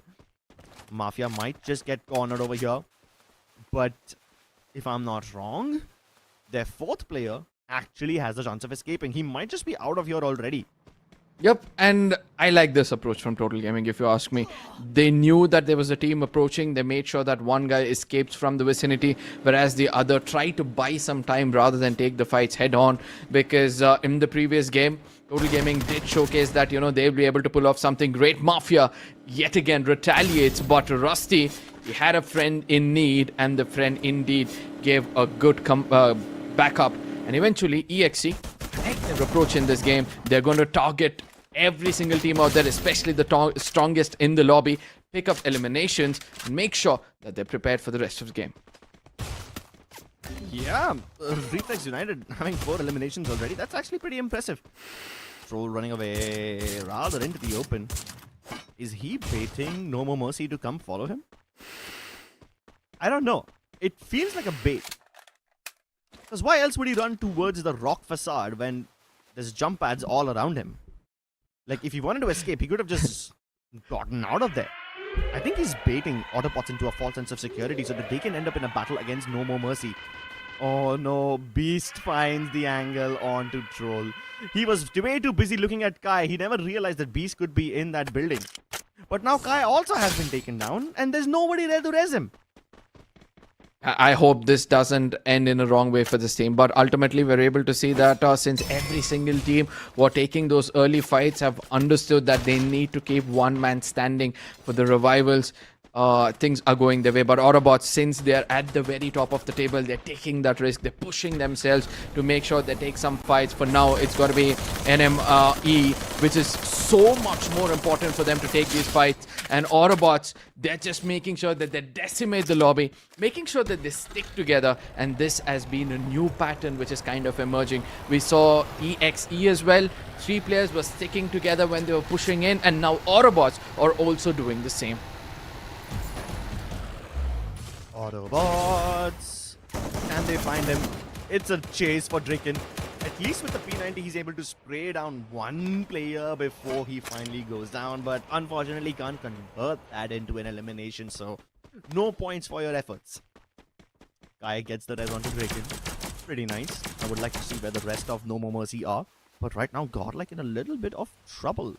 Even though GG Instinct are on the horizon and have no way of rushing GodLike anytime soon, Extreme X have rushed onto Marco and he's kind of alone over here.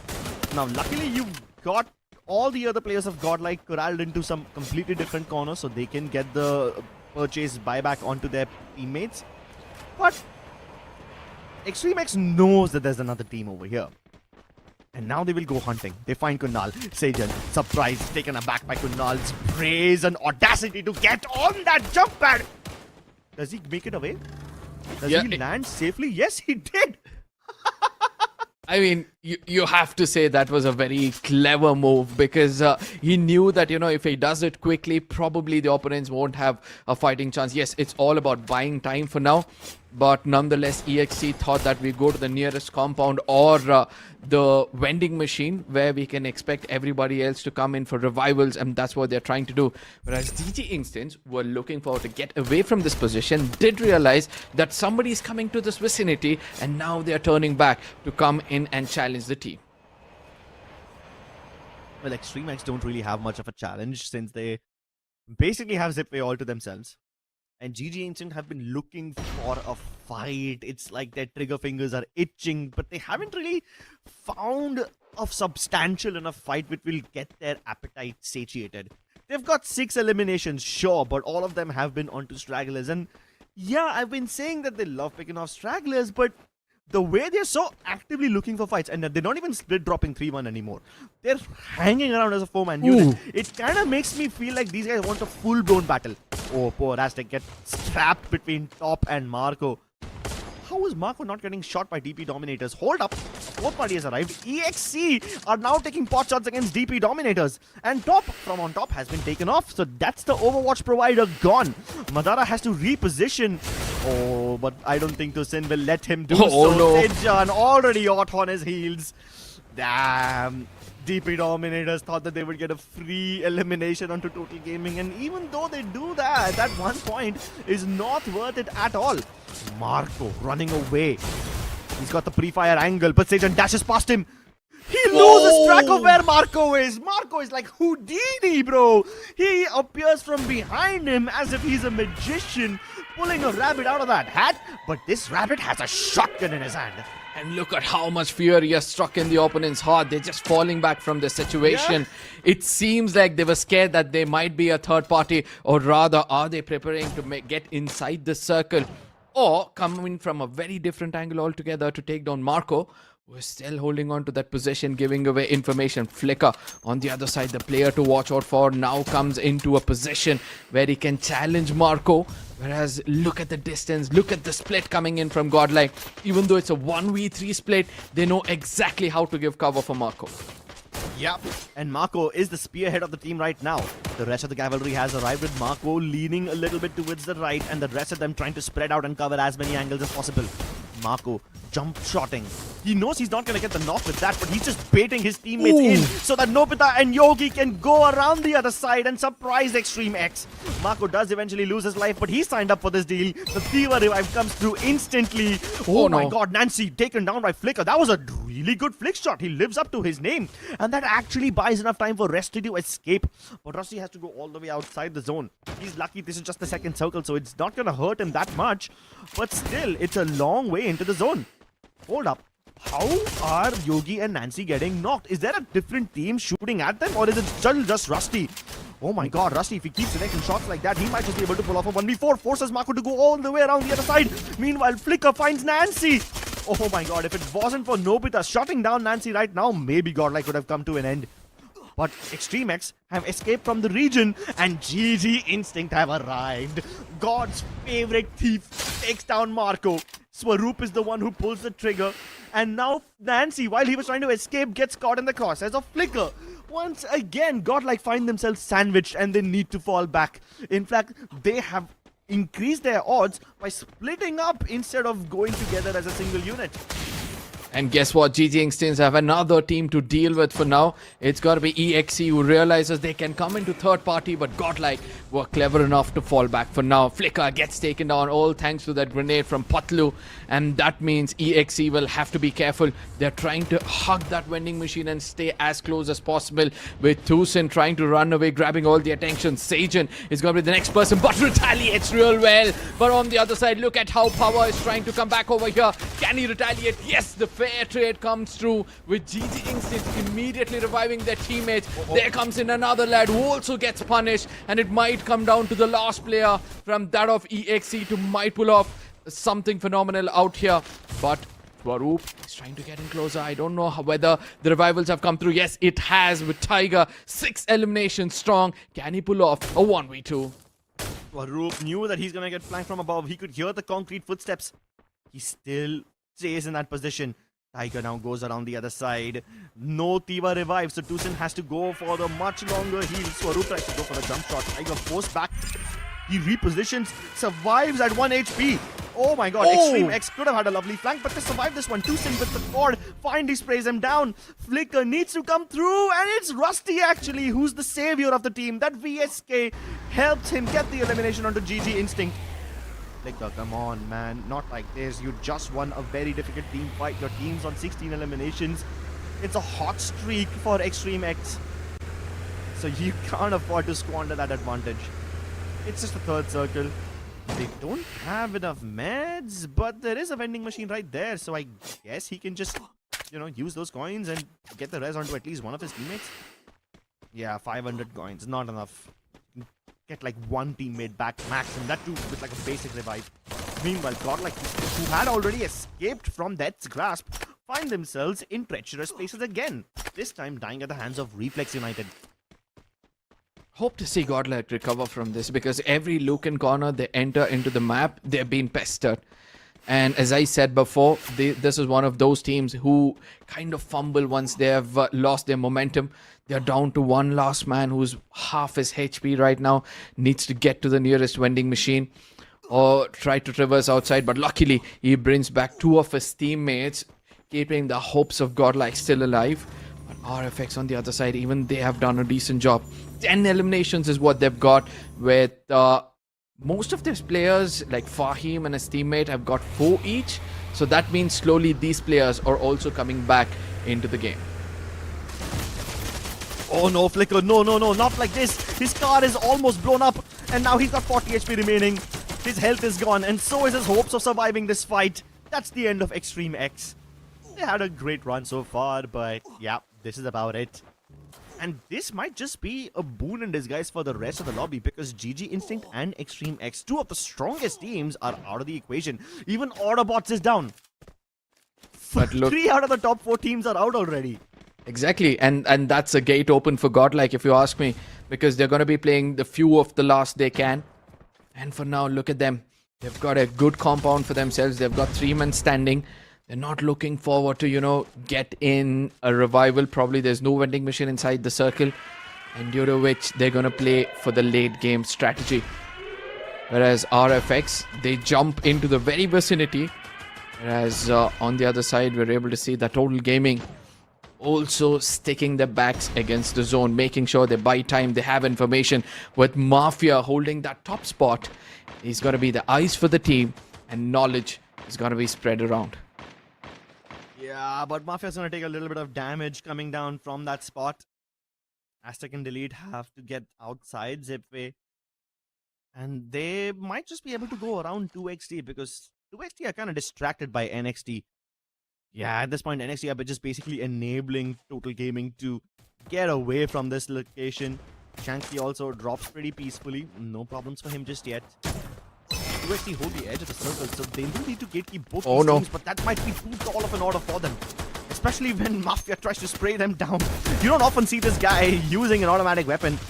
The AWM this time in his hands could be like a nuclear weapon because 2XD are already feeling the pressure. They try to cover themselves from NXT by getting in towards the little containers. But the nades are peppering them alive. And there you go. Delete with the Quadra. Gets the whole squad wipe.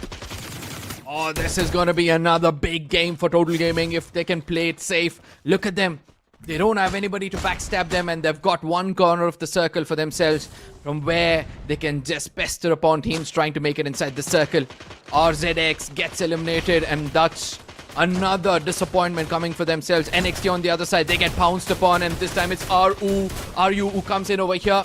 Total Gaming on the other side, they want to third party the situation. Whereas Hashtag gets in closer, gets as much information as possible. Delete gets inside, but the trade comes in. But Shanky on the other side wants to do something different. Even he gets taken down. And RU, they might have found everything possible in this game. But Hashtag on the other side, with Mafia from a distance, supporting them. Total Gaming get 15 in their name. Total Gaming, really acting like the final boss of the lobby. Oh my god, are you serious? GodLike has to share a compound with Reflex again? This is deja vu all over again. They might just be taken down because a different team decides to share the compound with them. This happened to them earlier on as well in Solara, and now it might just happen again. NoMoreMercy are just knocking on the doors of Reflex United, who are just reinforcing this entire compound with the glue wards again and again and again. And they're running out of supplies eventually. They will be forced to just face the music and face their opponents. And now, just when things couldn't get any worse, Total Gaming starts shooting at GodLike Esports. They've already taken down one player. Luckily, GodLike are in a position to get the res back up again, so that's not that big of a problem. But Aztec is going in as a spoil sport and trying to find a flanking angle.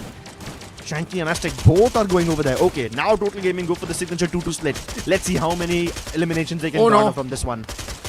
Yogi gets knocked out, and this could be an opening for enemy to enter into that vicinity. RFX, they've been clever. What they're doing is just destroying all the glue walls which GodLike is putting up, and that is another pressure mounting over the shoulders of GodLike. Yogi comes out. You know what happens when he comes out in the open. The launcher comes out and he tries to go to the center of the circle, but Total Gaming on the other side know this very, very carefully. They'll be trying to stitch them down. One player gets taken down, and I don't think so Mafia is going to stop anytime soon. Being the assaulter of the lobby so far with the highest number of eliminations for the day, he's looking forward for some more in his name. Oh no, not again! Their glue UAV destroyed, their time runner destroyed, and just when things couldn't go wrong, enemy used their Skylar Riptide Rhythm onto GodLike Gaming and eliminate them from the lobby. Total Gaming have a nice spread and they cover quite a lot of area. They don't even have the zone pushing them in. It's NoMoreMercy who are busy taking down Reflex United because both these teams have to face the pressure of the zone. Meanwhile, Total Gaming can have their pick of the poison. Shanky lands a lovely shot onto Kai, straight through his heart. Nades primed, he's cooking them to perfection. The freeze bombs also are now starting to pepper down NoMoreMercy. And Aztec, in a Hail Mary attempt, using his glue UAV to move in further, tries to get the elimination onto enemy, but somehow they're surviving. Rebreathers and super medkits being utilized already just to keep themselves alive and buy a little more time. But because Reflex United has stopped putting pressure onto enemy, this might just give them a second lifeline. Total Gaming, what they're doing is my enemy's enemy is my friend, and that's what they're trying to do. For now, they're not going to engage in any kind of fights. They're just giving cover to Mafia, who can do the deed at a distance itself. As a sniper, he's got 5 eliminations so far, and he's trying to pick up as many as possible. Whereas on the other side, slowly and steadily, this circle is bringing the 2 big bulls to lock horns. Enemy trying to get as close as possible. And look at how Total Gaming are weaving this game, making sure they put down the players closest to them first, and making sure from the other side there's a team approaching to make sure they have an advantage in that fight. Yeah, Reflex United, they almost peppered down the other team, but it's Total Gaming who get all the eliminations against NoMoreMercy. And now it's a 3v4. Shanky dashes and up close, almost takes down Takla, but there was a time deployed just in the last second. They try to intercept Aztec, but he takes down one before he goes down. Tassini, will he be able to get the revive. Yes, instantly gets back up at full HP as well. Really fast recovery from Reflex United. And now they're locked in at 2v4. Tassini with the M590. Shanky gets one, but that's all he could do. Reflex United finally putting up a booyah after such a difficult journey.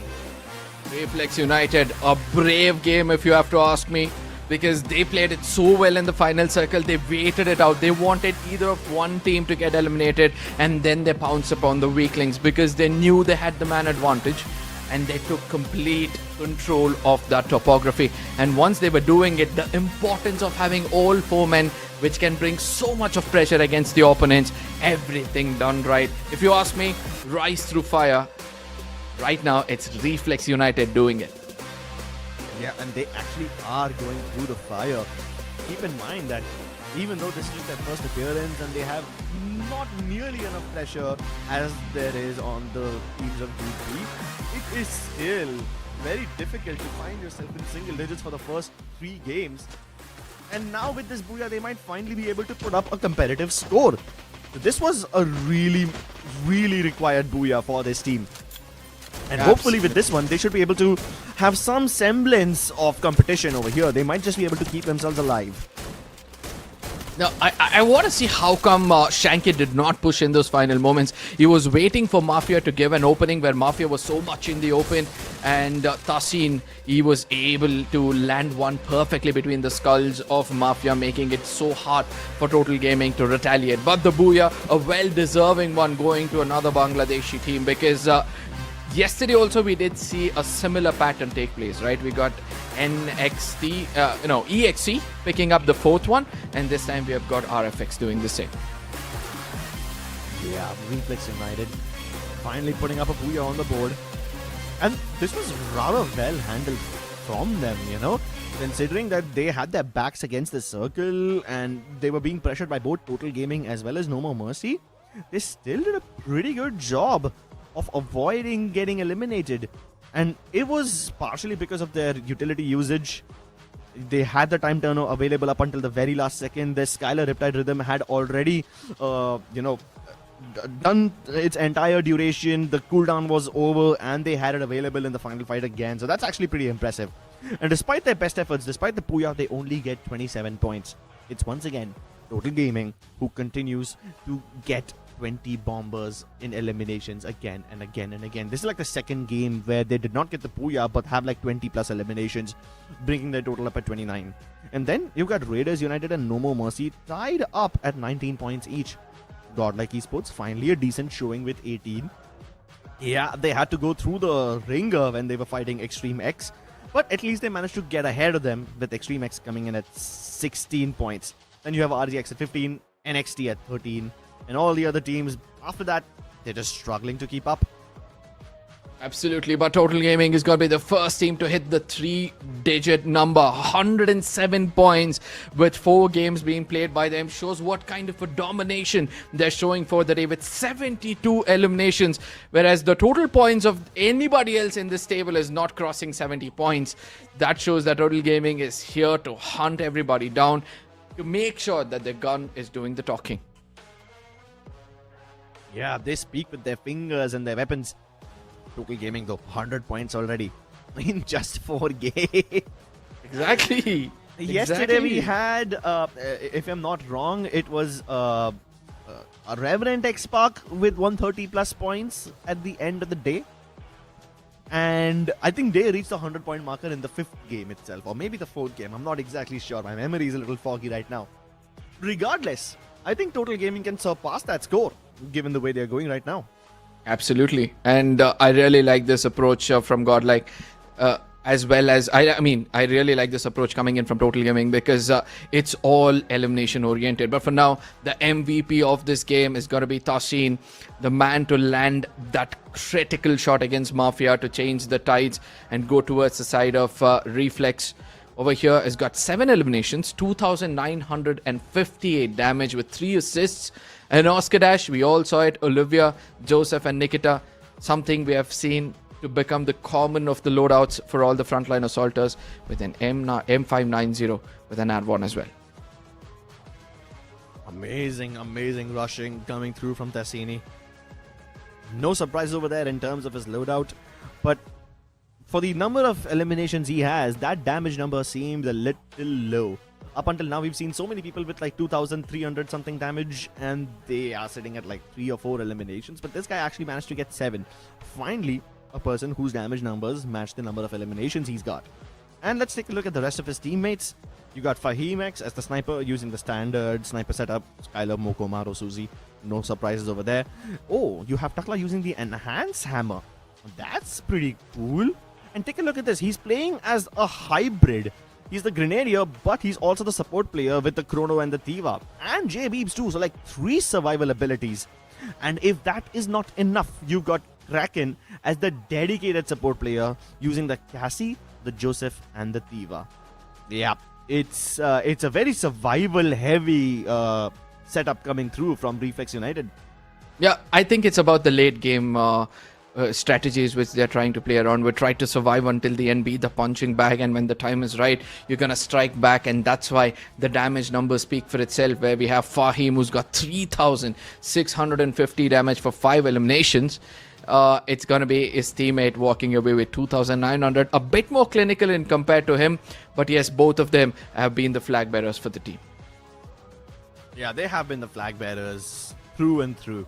Asini, while he is the MVP, his teammates also dished out quite a lot of damage, which is surprising considering they don't even have a lot of damage-based abilities. They've got a lot of survivability. So let's take a look at their survival instincts, because if you take a look at RFX Journey, they were all over the map, at least for the first few games. I mean, for the first few circles. They went towards the northwestern sector, then they had to go all the way out towards Mudside to get the revives, then they go in towards Zipway, and from Zipway they make a northern rotation where they are in very close proximity with NoMoreMercy up until the last circle where they actually split away from them, and even with the circle behind their backs pushing them and urging them closer, they are able to survive all that pressure. And I think you know why they survive that pressure, because look at that. In Circle 5 and 6, they have almost no eliminations, which kind of proves to you that they were rotating really well, even though there were a lot of teams around them. Yep. But for those who chose to fight between the 3rd and the 4th circle, they did not survive the latter stages of the game. 5th circle is where we found most of the teams being eliminated, as the aggressors got eliminated initially. I'm shocked to see that there was only one team in the first 2 circles who was able to dominate so well, and then eventually they had to get taken out in the 3rd one, EXE. But I'm happy that they got eliminated in the 3rd circles. By the way they were dominating the lobby, they would have continued to, recklessly take down the rest of the teams as well. Yeah. Although I disagree with the word recklessly. Given their performance, I do think that there is some method to their madness. They were not bothered, right? They came into 3rd party again and again, the fight which was taking place, and that's where they got taken down. They fell back from GodLike. Okay, they came back for a fight, and then again they fell back. Again they came back for a fight with GG Instance. I mean, if you look at it that way, it's cool. But it might look like madness to some people. There is a method behind it. Now, as we head over towards the next map in Purgatory, it's going to be pretty exciting, because I actually have no idea who can win this battle. I see one team in Brasilia, and I'm just like, that can't be right. I mean, there's no way there's only one team in Brasilia. There's gotta be some sort of a clash over there. And then you're telling me that there's gonna be a massive clash towards the Western Island near Marble Works and Golf Course? Huh? Since when did GodLike start dropping in Marble Works? Since when did Total Gaming start going towards Central? Okay, fine. They have gone towards the Southern Island every now and then, but that's like 1 in 4 Purgatory games. They generally love split dropping across crossroads and the fields. Even Ski Lodge is vacant. Yeah, there's something fishy with this one. Take this with a massive hand of salt, ladies and gentlemen, because this Purgatory is going to be a lot more aggressive than it looks. I mean, See, there's one thing which we have to look at, right? If teams are not fighting out in their close vicinity, that means few of the players will divide and try to provoke the opponents or get to the drop location and try to clash it out. So I won't be shocked if I see most of the teams trying to, split themselves and try to contest the Marble Works region. Nonetheless, for those who call it their home, they're going to have a better advantage. They look forward for some early fights and hopefully we'll be able to see them do well. But I'm starting to have concerns for one team as they'll be playing the final 2 games. It's important for them to do well, and with which we're going to be looking at our predictions and seeing which among them are going to be doing well. Yes, all the 3 teams I've chosen right now will be coming in from the similar group. So 2XD, EXE and Autobotz, all 3 of them will have a last fighting chance where they'll have to showcase their true prowess. Okay, now I want to know, why have you picked 2XD over here? I mean... See, they're going to be the loose cannons of the lobby because they know that they've got nothing to lose now. They're going to go all bonkers. That's what I'm expecting from them because they're well known for being aggressive from their region. Okay, aggression is fine, but like Purgatory is not one of their stronger maps, and they've struggled a lot earlier in open fights as well. So unless the circle goes towards like a Brasilia or like a central circle, something with an urban finish, I don't think 2XD is going to have much chance. For that matter, I also don't think Reflex would have stood much of a chance, but I changed that prediction last minute after seeing their performance over here. I used to think that Reflex is one of those teams that thrives in urban fights, but after seeing how they survived in the open end game, that too in Next Era, I'm like, yeah, okay, maybe they have a fighting chance over here. Maybe in Purgatory they can survive. So that's why I had to change that prediction last minute. I strongly feel like since there were not many teams at the get-go, like we saw that EXE were eliminated, we saw that GodLike, GG Instants were eliminated, and that's one of the reasons why we saw a late-game approach from these teams. So in the upcoming games where most of these teams would want to replicate what Total Gaming is doing right now, be more consistent, try to get both the position points as well as the elimination points on an equal halves, I strongly feel that the games are going to get tighter in moments to come, with which, ladies and gentlemen, we request you to let us know which among your favorites are going to be there in the top 3 of the upcoming map. And again, from your respective region, let us know where you're tuning in from, and also let us know your favorite team.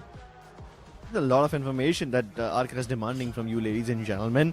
If you don't have 3 pointers, right? It's just 3 points I'm asking from them. 3 points. Let me make it a 4th one. I would also like to ask you to subscribe to this channel so that you don't miss whenever we go live. Yes. We have a lot of free Fire Max action coming your way, ladies and gentlemen. I mean, this is just the South Asia play-ins. We've got the main event and the grand finals after this, and then you can already see that there's a bunch of FFWS tournaments going on for a lot of regions as well. If I'm not wrong, FFWS SEA was live just now, so yeah, there is a lot of action going on, and you would never want to miss any of these live sessions, so go ahead and hit that subscribe button as well. But without further ado, let's jump into Purgatory, ladies and gentlemen. We've been yapping for a while. Let's do some shooting now. Let's jump into the 5th game of the day, because this is the last map where the teams can actually plan out their journey. The 6th map will be randomized, and teams have no idea what's in store for them. The biggest map of the day, if you ask me. For now, yes, Purgatory is going to be played right now, but ladies and gentlemen, do not be greedy. I know you guys are enjoying the games happening out here. Share it among your friends, because very soon you guys are going to be witnessing the flight path on our screens. And as I said, there are going to be some loose cannons in this game who look forward for a big number of eliminations, as well as trying to end the note on a good day as the flight path dissecting the map to 2 equal halves yet again, starting all the way from Marble Works, ending towards that Forge region. For now, GodLike are towards that Marble Work region. But Brasilia, where we expected some early skirmish, it seems like we might witness one with NXT and DP. Both of these teams looking forward for an early skirmish. We can also see another cluster taking place towards the other region as well. But Total Gaming, look at this. They get taken down by RZX at the get-go itself. Shanky on the other side was so keen for the revival. He also gets punished, and I don't think so it's going to be easy for them to recover, as RZX, they've got this momentum. 2 early eliminations for Muzammel, and he's looking forward to, taking some more with the UAV being deployed. As on the other side, we see that RU takes advantage of the situation. They know that they can come into third party with all 3 men coming here. Bunny is busy stealing as he takes some time. Prince gets taken down and now the pressure mounts over Bunny. Can he retaliate? No, that's not going to be the case with RXZ. They're going bonkers. But the retaliation is nowhere to be found. 5 eliminations at the get-go itself. My goodness, nobody expected this to take place, but it was Mafia now trying to buy some time. He also gets taken down. RZX are looking unstoppable. A team from Pakistan showing us that yes, if you can be the loose cannons from the get-go, you can put up a lot of points. Yep, and these guys are not just loose cannons at this point, they are loose auto-guided missiles. The natural upgrade to cannons. Mozambique just unbothered runs over Yogi. That's a lovely roadkill right there, getting crushed by the giant monster truck wheels. Unfortunately, Yogi does get avenged by Nobita as he takes down Itachi.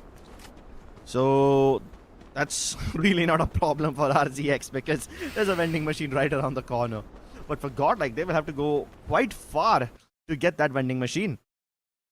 Yeah, Autobotz. They probably don't even need to do that. I mean, they can just probably get the auto res, you know, with the new OB53 update. They can just wait a couple of seconds, survive, and the rest of their teammates will spawn. So that's that option as well. But NoMoreMercy. They're chasing down Johan. My bigger question is, why is Johan even here? Where's the rest of his team? I don't know where they are, but those who were out of the lobby are now being revived. That's all thanks to Venom.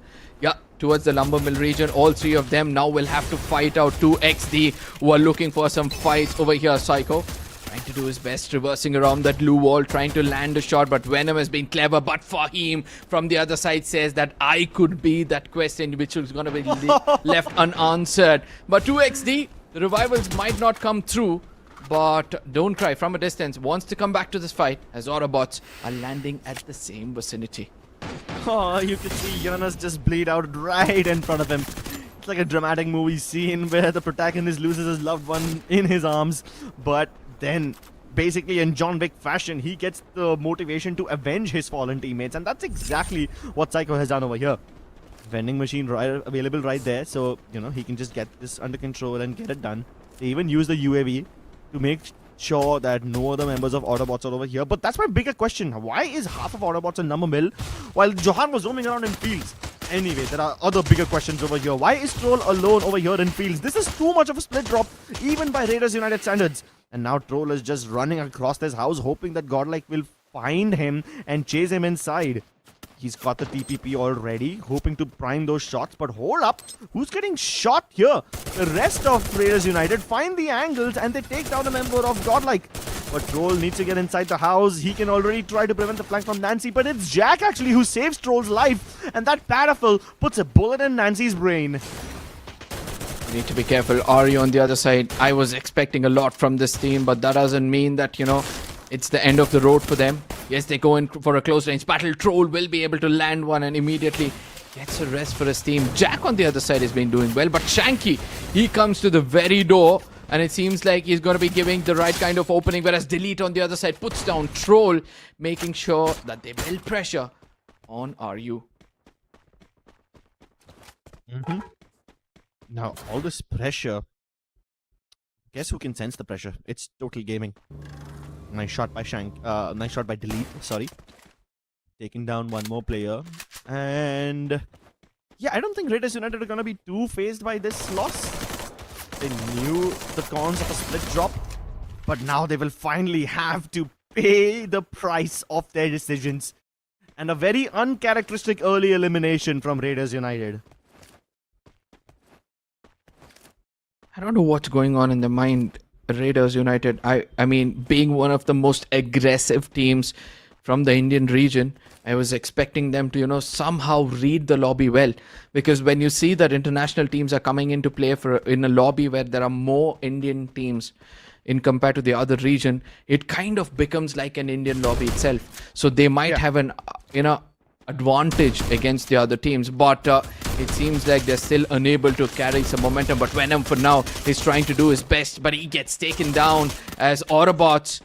They're kind of suffering in this game, if you ask me. 177 points in total, but are they taking things lightly here? I mean, I don't think anyone will take their games lightly. But NoMoreMercy seem to be unfazed by the amount of pressure that they have been facing lately. With Autobotz, who are once again calling out their name, challenging them. Mad God with a lovely shot. Kunal is fighting 2xD for some reason. Again, I have a lot of questions about Autobot's playstyle. I have a lot of questions about why they decide to engage too many teams at once. But at least they are not a million miles away from each other right now. At least they're still all in the same skill lodge vicinity. So that's better than John roaming around in fields as if it's a day out on the park. GodLike in a little bit of trouble, but nice recovery from Nobit that takes down Jazz. And that actually forces the rest of 2xD away from the spot. Nice res by Yogi as well, so GodLike are back up at full strength. And yeah, it's not something I'm used to, but getting to see GodLike in this island is something I can get used to. It's nice. Unfortunately, DP Dominators were taken off screen. They have been eliminated, but I would love to see a replay of that. Now this changed from GodLike, right? They've benched iQOO and they brought in Nancy, who was considered the 5th player before this tournament, is doing so well for the team. And it seems like, they can do much better if they come into unison. You were looking out for an elimination, right? And this is how the cookie crumbled. RZX. This was one of those teams who pounced upon the solo player and got that confirmation. They've got 16 so far. Speak about the loose cannons of the lobby. We have on our screens RZX from Pakistan. Yeah, I mean, they really needed to step up, and my God, they are stepping up. They were not even close to 100 points mark before the start of this game, and now with 16 eliminations in just the second circle, they've reached 106. That is insane, and they continue to do so. 2xD also climbing up, but not nearly as fast as RZX. At least 2xD. They have managed to go from the 4th place to the 2nd place in the overall standings, reaching the 165 point marker overall. And while that is impressive, 2xD was never in danger. We never questioned their abilities. But RZX need to farm up as many points as possible. Keep in mind, this is their last day and this is their second last game. So they need to step up. 106 points is impressive, but it's not nearly enough to keep you in the top 8. Yep. Now Total Gaming, the more time you give this team to breathe, the more deadlier they become. And right now, since nobody is challenging them, they're taking their sweet time to loot as well as pick up frags here and there. And look at that, delete puts down another player. Whereas Hemo on the other side, oh my goodness, 2 players down from EXE. And EXE gets eliminated from this lobby. Look at what Total Gaming does. They're going to pounce upon the single lad out there, Mad God. As soon as the glue wall gets taken down, Delete goes in for a jump shot, but eventually it's the skill who puts down Mad God, and Total Gaming register another one in their name. Total Gaming have a rather slow start. I mean, not gonna lie, 7 eliminations in second circle is impressive, but it just gets dwarfed by the massive 16 eliminations from RZX. And it's even more surprising because we've never seen such a aggressive early game from the likes of RZX before. So yeah, this is a bit new. That being said though, who else needs to step up? It's teams like NXT. They also are in a bit of danger. 50 points in a single day, yeah, not impressive. Not by the standards. We've seen them do much better. But I still feel that, they've got more opportunity. For now, as the 3rd circle forms in, everybody kind of shies away from fight. They want that end moment to come. A plushie comes out of nowhere. NXT. At times they impress us, but at times their decisions are so wrong that they might end up at the bottom of the table itself, and so, which they are right now, if you ask me. But they've got 11 eliminations so far in this game, and they'll be playing it a bit more sensible. I mean, speaking of things that make sense, 7 teams in the 3rd circle itself. Usually in Purgatory, we see a lot more teams surviving up until the 3rd circle. Teams usually start dying in the 4th circle, not this early on. But hey, I guess this is a different flavor of Purgatory. RZX, make that jump. Reflex United already towards the trailer in the center, while GodLike also have a tiny compound for themselves. NXT have the containers, which should keep them safe, considering that they have nobody behind them. But that is just a temporary thing. You could always count on some team to go around the edge of the circle and flank them. It's not going to be RZX, but it's probably going to be one of those teams who's towards the northern end of the circle. GodLike, they've got 131 points. And apart from that, if there is any other team from the same group who are still alive, I think it's RZX. So they've got 108 points. So if you see in a way, that's the benchmark which you'll have to cross to make sure you're not at the very bottom of the table by tomorrow. But yes, they have a lot of hard work to do, especially GodLike.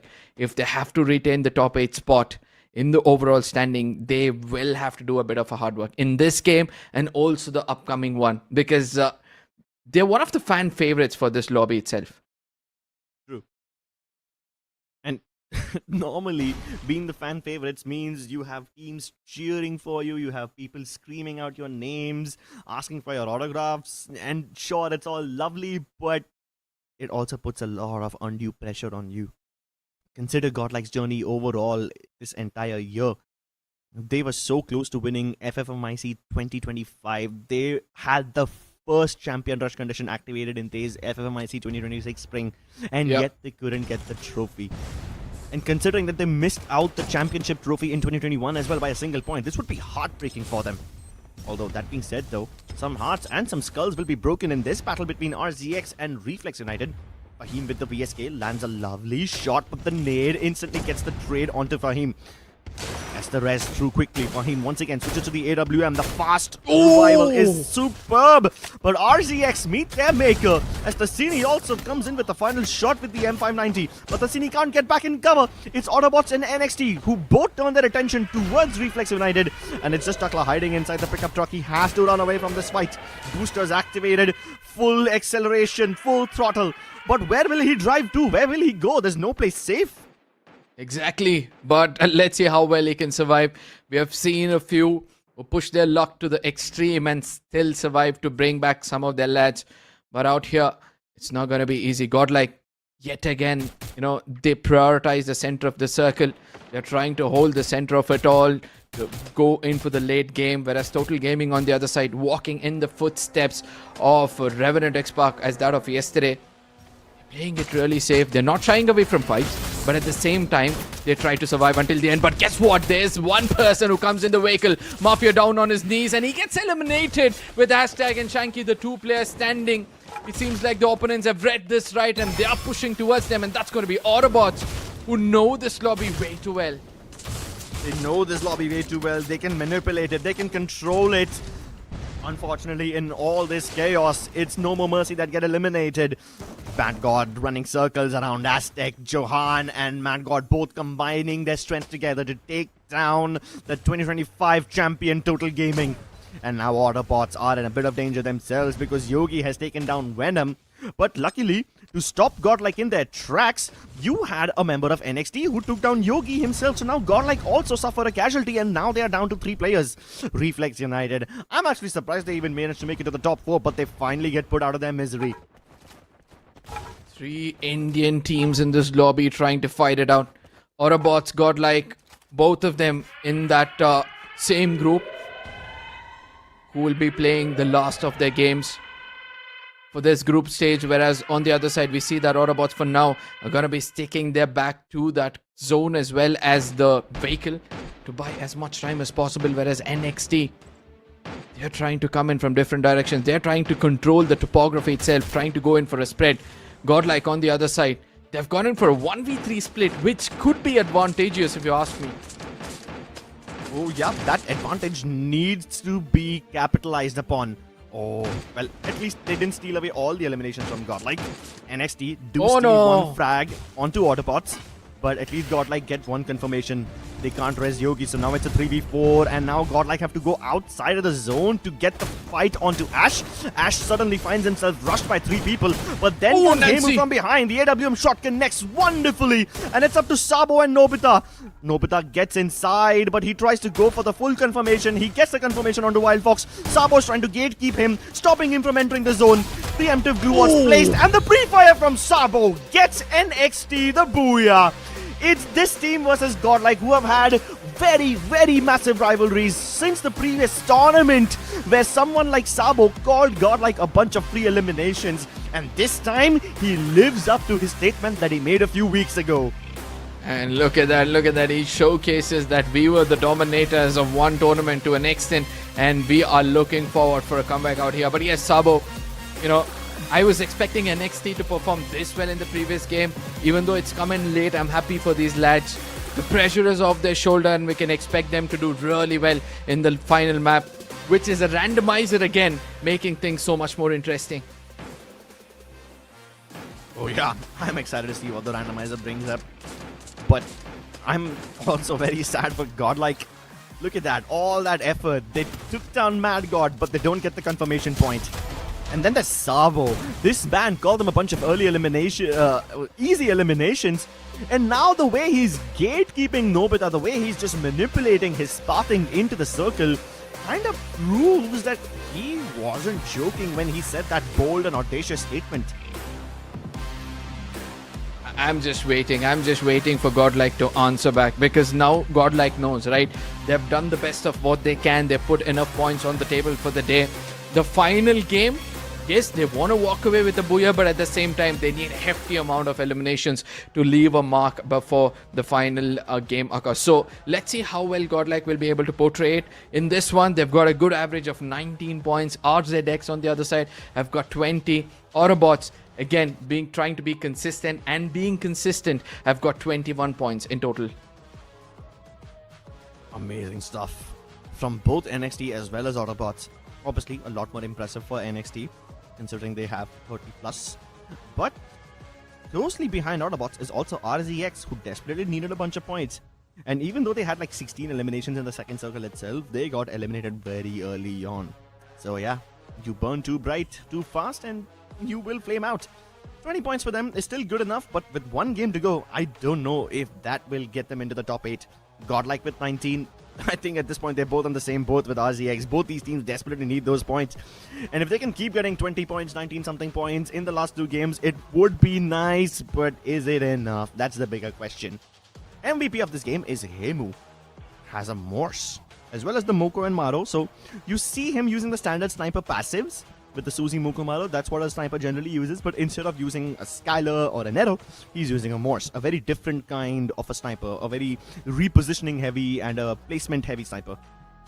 I mean, if you ask me, Morse has now turned out to be, a very flexible active skill, because sometimes you can use it for your defense, run away from a fight. Sometimes you can use it to be aggressive as well. You can just go incognito, come in from a different angle altogether and try to build more pressure. So Hemu has done a beautiful job. I was expecting, him to bounce back, because he's one of my favorite snipers in the lobby. He's got 6 eliminations for 2,931 damage.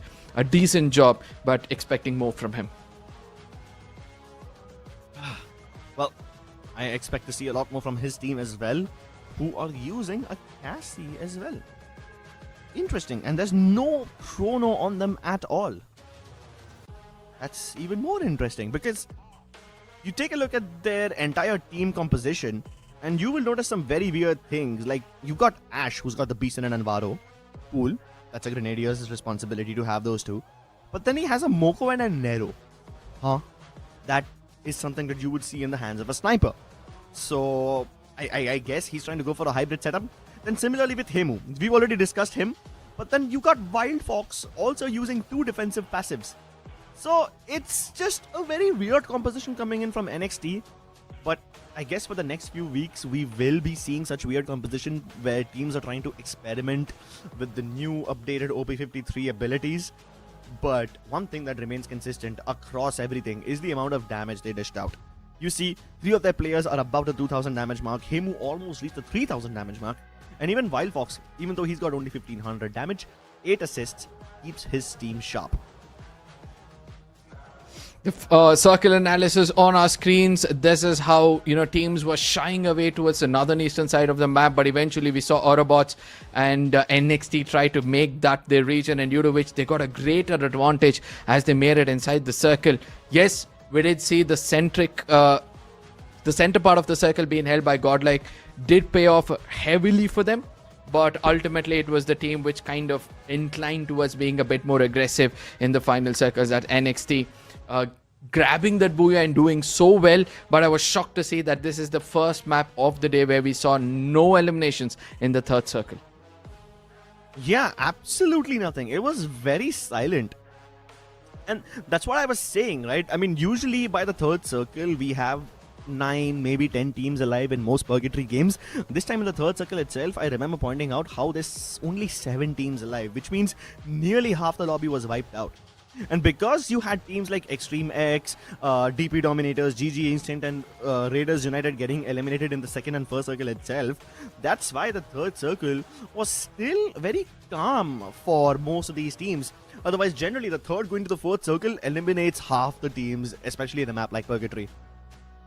Yeah, let's see how it's going to be, because in moments to come, we'll get to know which map is going to be selected by the randomizer. And that means it's time for you guys to predict in the chat. Which map do you think is going to be the last map it's going to be played? And I strongly believe that, no matter what map is coming up, we can expect a lot of aggressive approaches from all the teams out there, because most of these teams coming out here are coming from Group B, which will be playing their final game of this group stages. Exactly. One last game left for the teams of Group B, and that puts teams like RZX and GodLike in a lot more difficult spot, because these teams don't have nearly enough points to get into the top 8. Yeah. You have other teams like GG Instinct, Autobotz, 2XD. Even though their last game is just around the corner, they are still in a much safer spot. So which map is it going to be? We will find out in just a couple of seconds. Is it Solara? Oh it's yes, Solara this is gonna be Solara, making sure that every single team is gonna look forward some heat coming in from the sun itself. And also, let's not forget that the map itself makes sure that you become a little more aggressive oriented. Yes, and yes. I'm hoping to see a lot of action take place. Yet again, I'm kind of confused as to how Group B is going to be approaching this. Are they going to rely on elimination, or are they going to rely on placement points? Because eventually, if you rely on either of these, a good balance might be missing off your table. Yeah, but if you rely too much on eliminations in a map like Solara, there's a chance that you might not have enough players left for the final circle. Now, generally, we've seen teams, whoever play Purgatory and Kalahari, they generally have the option to go around and res their teammates on vending machines quickly enough. But in Solara, if you try to do that, whoever tries to go for the res might just get hunted down much, much faster, because the rotations are just rapid. They're so quickly. And this is why teams like Autobotz will shine, GG Instinct will shine, because they love roaming around the maps. All they have to do is identify the weaker teams correctly. The last time we saw Solara being played today, we saw teams like GodLike and Total Gaming doing really well. Raider United was also doing really well. But the shocker for me in those maps was how Extreme EX as well as NXT Esports couldn't actually do that well in that lobby. So hopefully we'll be able to see them bounce back, because this is one of those maps where they need to step up, as it's going to be the final map they're going to be playing to put up points on the overall standing. And let me remind you guys, after tomorrow we're going to be left out with a very few, because 8 of them is going to get eliminated. Exactly. We started this with 18 teams, and we will only be sending 8 forward into the next stage of the tournament.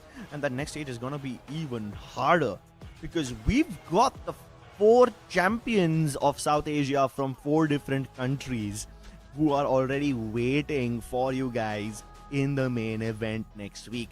And on top of that, we have 3 countries from Southeast Asia who are sending 2 of their finest teams each. So 6 Southeast Asian teams along with 4 champions of South Asia. Yeah. All of them are just looking at the games this week, and they're just studying all their opponents. They are figuring out all the weaknesses and the rotation paths. So the teams not only have to put their best foot forward now when, the qualification is at stake, but they also have to come up with something fresh for the next stage. This tournament is going to test a team's mettle like nothing else before. I strongly feel like Indian teams would, kind of incline for a favor. That is, try to have more Indian teams in the lobby so that they have an advantage. They have a better understanding of whom to target and how to go forward with. But at the same time, we'll be looking at our predictions to see how this game is going to be. I'm kind of playing it a little bit safe over here with TG and NXT. Even though they were the 2 ends of the spectrum in the previous map, they played the last map of Solara. I still feel like, these 2 teams can do really well. Yeah, I am kind of placing my bets on Reflex United over here as well. Yeah. They did get eliminated like midway through the last Solara game that we spotted. I'm sorry, they haven't played a Solara game yet, but with Reflex United doing really well in other maps, I kind of feel like they should be able to power through quickly enough, right? And then Total Gaming and GG Instant, this is very safe picks. So yeah, Reflex United somewhat shaky in Solara, but I kind of feel like they should be able to make it through.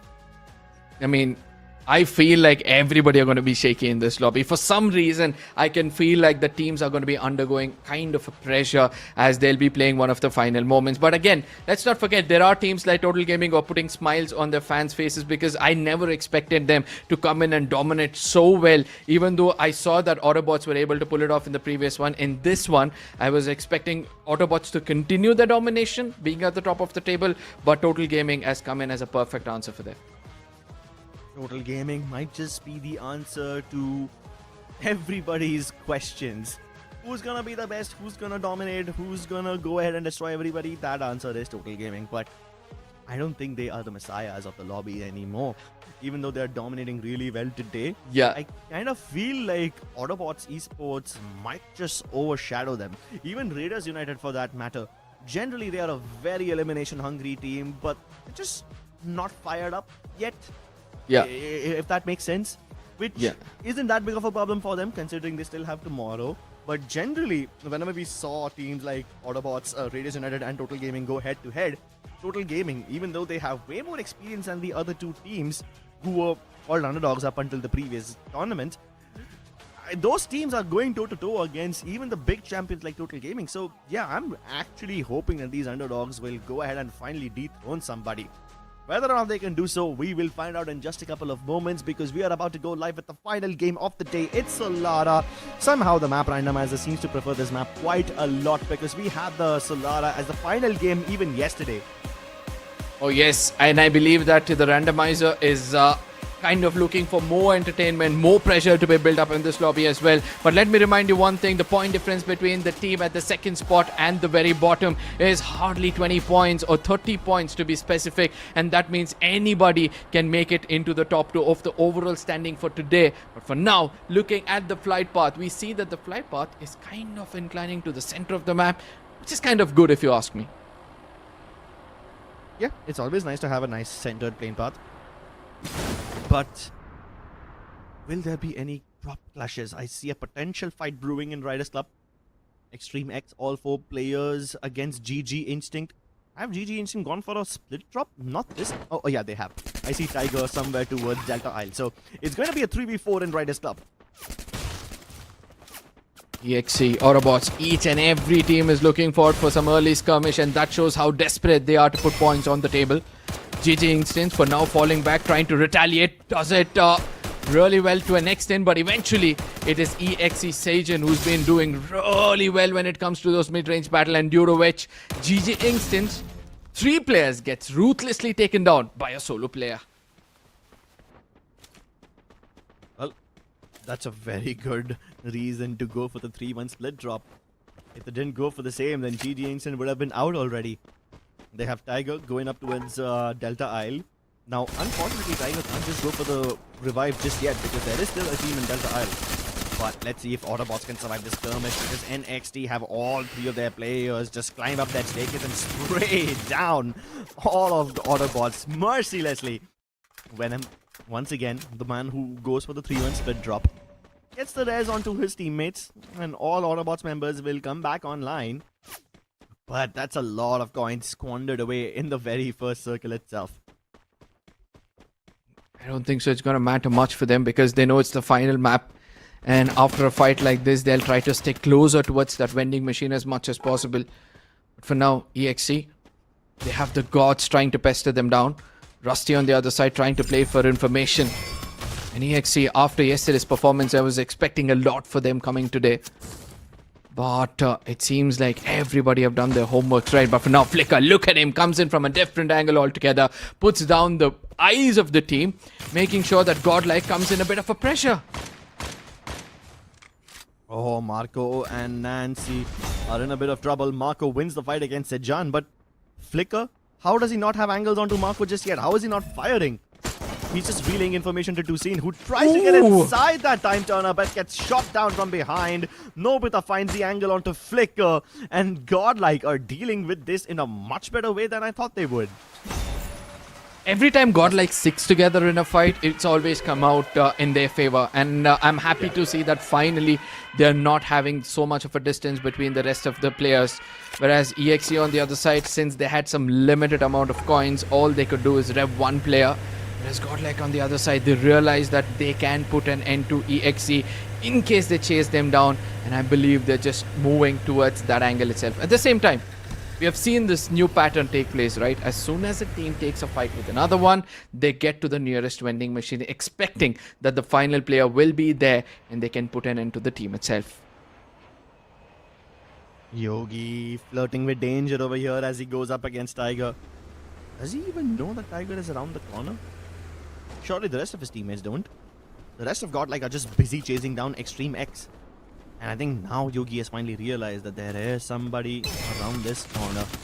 Head glitch spotted. And Yogi, while he gets shot in the head from Tiger, it's actually Swaroop who puts the final nail in the coffin. A lot more players have started using the shield gun. Yeah. Nobody likes using it as much as Shanky does. But hey, I'm glad to see that the meta is changing in just a little bit. Ooh, but the VSK still remains as deadly as ever. Riz landing a lovely shot onto Jack. Tries to go for the res, but doesn't have the time. Bunny jumps him before he has the opportunity to get the revive. Uses the heal drone, hoping to get back up at full HP. And at 200 health, he takes down Bunny. Any more survivors? Any more takers? No. They're safe for now. In case Bunny had pulled that off, that would have been the end of the story for RZX. But guess what? His teammates have come in closer. 2 players down. Raptor will be the last man standing. Troll says that he might be able to put Raptor down and put an end for RZX completely. As Troll, he misses a few shots and this could be Raptor. But Prince comes in from the other side, lands it perfectly. And that's the end of the story for RZX. A Pakistan team who were looking for some early domination have now been sent out of this lobby. Looking forward for some more fights is going to be the team NXT.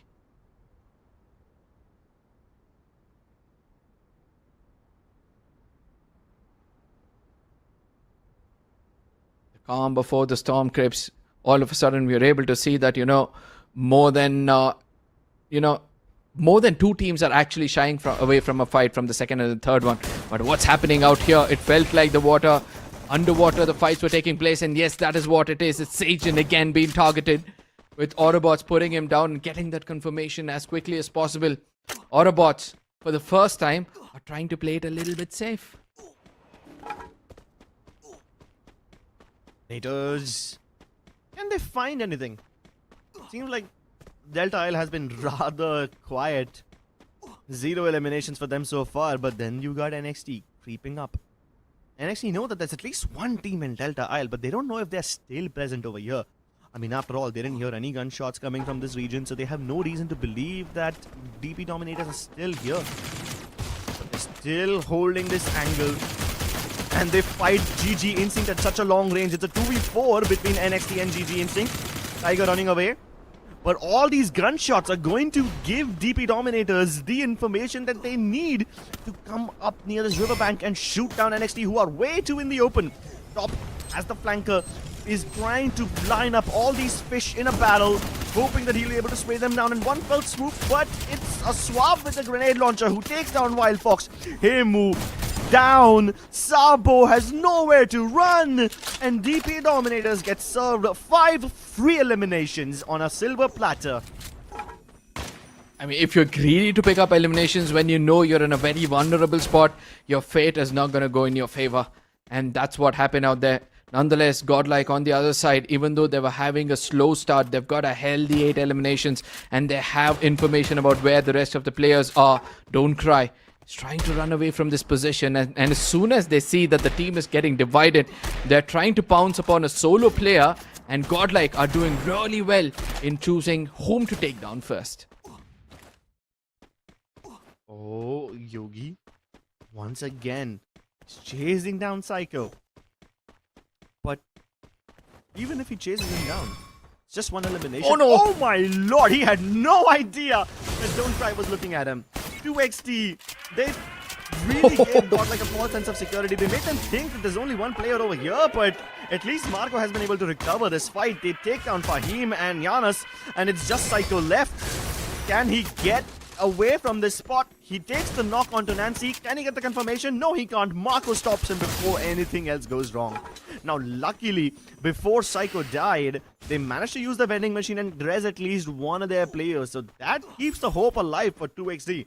Otherwise, this would have been a squad wipe.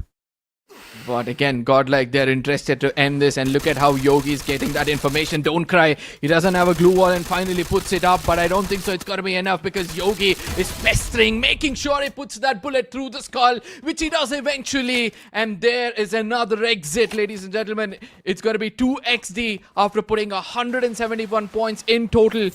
They get eliminated from the lobby. Well, at least GodLike have a great game going for themselves. It's their last game in this stage and 12 eliminations already. Serves them a nice platform, a nice pedestal with which they can step up and get inside the top 8. But with 156 points on board and a potential 20 bomb on the horizon, will put them somewhere just below the 170 range. Yeah. And if I'm not wrong, that is going to be the cutoff. Somewhere around the 170 to the 180 mark will most likely be the cutoff for these teams. I hope that they do just enough to get inside. I hope so. EXC versus Autobotz on our screens for now. Autobotz kind of in trouble. Whereas EXC Station gets taken out and suddenly the story has flipped. Tushan, he's got it off angle, puts Venom down, and now it's even Steven. Tushan will have to be very, very careful on how he's going to take this fight. As Flicker gets revived, it's going to be Autobots pouncing upon them, the weaklings. They're going to be paying a very hefty price, and Thusin now realizes that it's important for him to fall back. But Autobots, yes, they come in for a revival of their teammates, but again, they're not going to chase down the solo man. Autobots. Well, they're doing Autobots things. Finally crossed the 200 point marker, so that's amazing. Although, Raiders United get eliminated. And that too at the hands of a team like DP Dominators, who themselves needed a lot more points. So, hey, kudos to them. Farming up points whenever they can. Obviously, they would have wanted a lot more. This game is turning out to be something else. Again, the third circle completely silent. Very few teams are looking for some fights. And that shows how serious the teams are. Trying to buy their time, trying to get information before they involve themselves in any kind of a skirmish. EXC, they've got 2 men standing. Autobots, they're still searching for them if I'm not wrong. All 4 of them trying to make it inside the circle. And GG Instance, they have a very different approach to this lobby. They're trying to make it safe, and at the same time, they're looking forward for some fights in between those small spaces. Ooh, Reflex. 3-man send. Meanwhile, GG Instinct make the move towards the other guy. They know that 3 of the Reflex players are over here, so they try to chase down Fahim. They're like, okay, if we take down the last survivor, then there's no chance that Reflex will survive this battle. But then Fahim jumps back in to save his teammates, only to watch them die in front of his eyes. And now he has to run away again. I don't think he's gonna get the chance to escape. Patlu and Swaroop are gonna chase him down. Swaroop making sure that he confirms the other eliminations first, you know? Pocket the 3 points that you have already acquired. A bird in hand is better than 2 in the bush, but at least over here in hand you got 3. So, hey, put old sayings into your pocket and put all these points over there as well. Nice dash in, but no Fahim. Because of having the high ground advantage, Swaroop misses his shot and Fahim punishes him. And he continued pulling off these miracles. I mean, they're offering him all these 1v1s, and that might just let him survive. And luckily for them, Autobots have arrived and they're shooting down GG Instinct. This could be the golden opportunity that Fahim was looking for. He doesn't escape. He decides to stay and continue fighting. He wants Power's head. And Mad God actually beats him to the punch. Somehow, GG Instinct thought that they would be able to eliminate Reflex United, but now they are on the verge of getting eliminated themselves. And Tiger has to run away. Fahim has to run away. Both of these teams relegated down to just a single player. Fahim needs to be careful. He doesn't realize that Tiger still breathes on the other side. Crouched down, Tiger is waiting for an opportunity. Fahim, who puts his eyes away from Tiger, is now in deep troubles. His health is way low, and Tiger knows that now he's going to take advantage of it, and he does it with style. Puts that player down and gets a confirmation. The 5th elimination goes in favor of GG Instincts, but they need to rest their players, or else I don't think so. It's going to be a good game for them. I mean, they don't need it to be a good game. They're pretty much sorted already. But it's so funny because sometimes the fights that GG Instinct pick up, it seems personal. Like he could have peacefully run away, but no, he chooses to go back and eliminate Fahim. It's like, I'm gonna finish what I started. It's about sending a message and eliminating your opponents. Yeah. Now, speaking of sending a message, it's GodLike Esports who would like to prove a point to DP Dominators, trying to get them to stay far away from them, but they shoot down Yogi mid-air. That's a lovely knock coming from top, but they haven't confirmed it. So there is a chance Yogi can get Rez back up. But I don't think GodLike are going to make that risky maneuver. He's way out in the open, and even NME can take shots at GodLike while they go for the Yogi Rez. So yeah, I think he's not getting picked up. GodLike 16 eliminations. And they're looking really strong, and Rusty in front of them. Whereas Nancy comes in from the other side. He's been he's been a menace in the lobby so far, and he continues to do so. Tusin is going to be walked out, and Marco puts an end for him as well. Out of nowhere, I see a plushie up in the air, and I wonder what it was doing there. Yes, GodLike, we were expecting them to do this well, and we're happy that they're able to pull off something great. GodLike Esports trying to get towards the yellow triple story house. Oh my god, DP Dominators and NoMoreMercy going up in a close range shotgun battle. Draken and Jazzy trade one frag each, but Jazzy is trapped in this cocoon of blue walls. Somehow survives for a second longer, but no, all of his teammates will fall around him. It's Top versus Beast, a 1v1 between these two teams to determine who's gonna come out as the victor.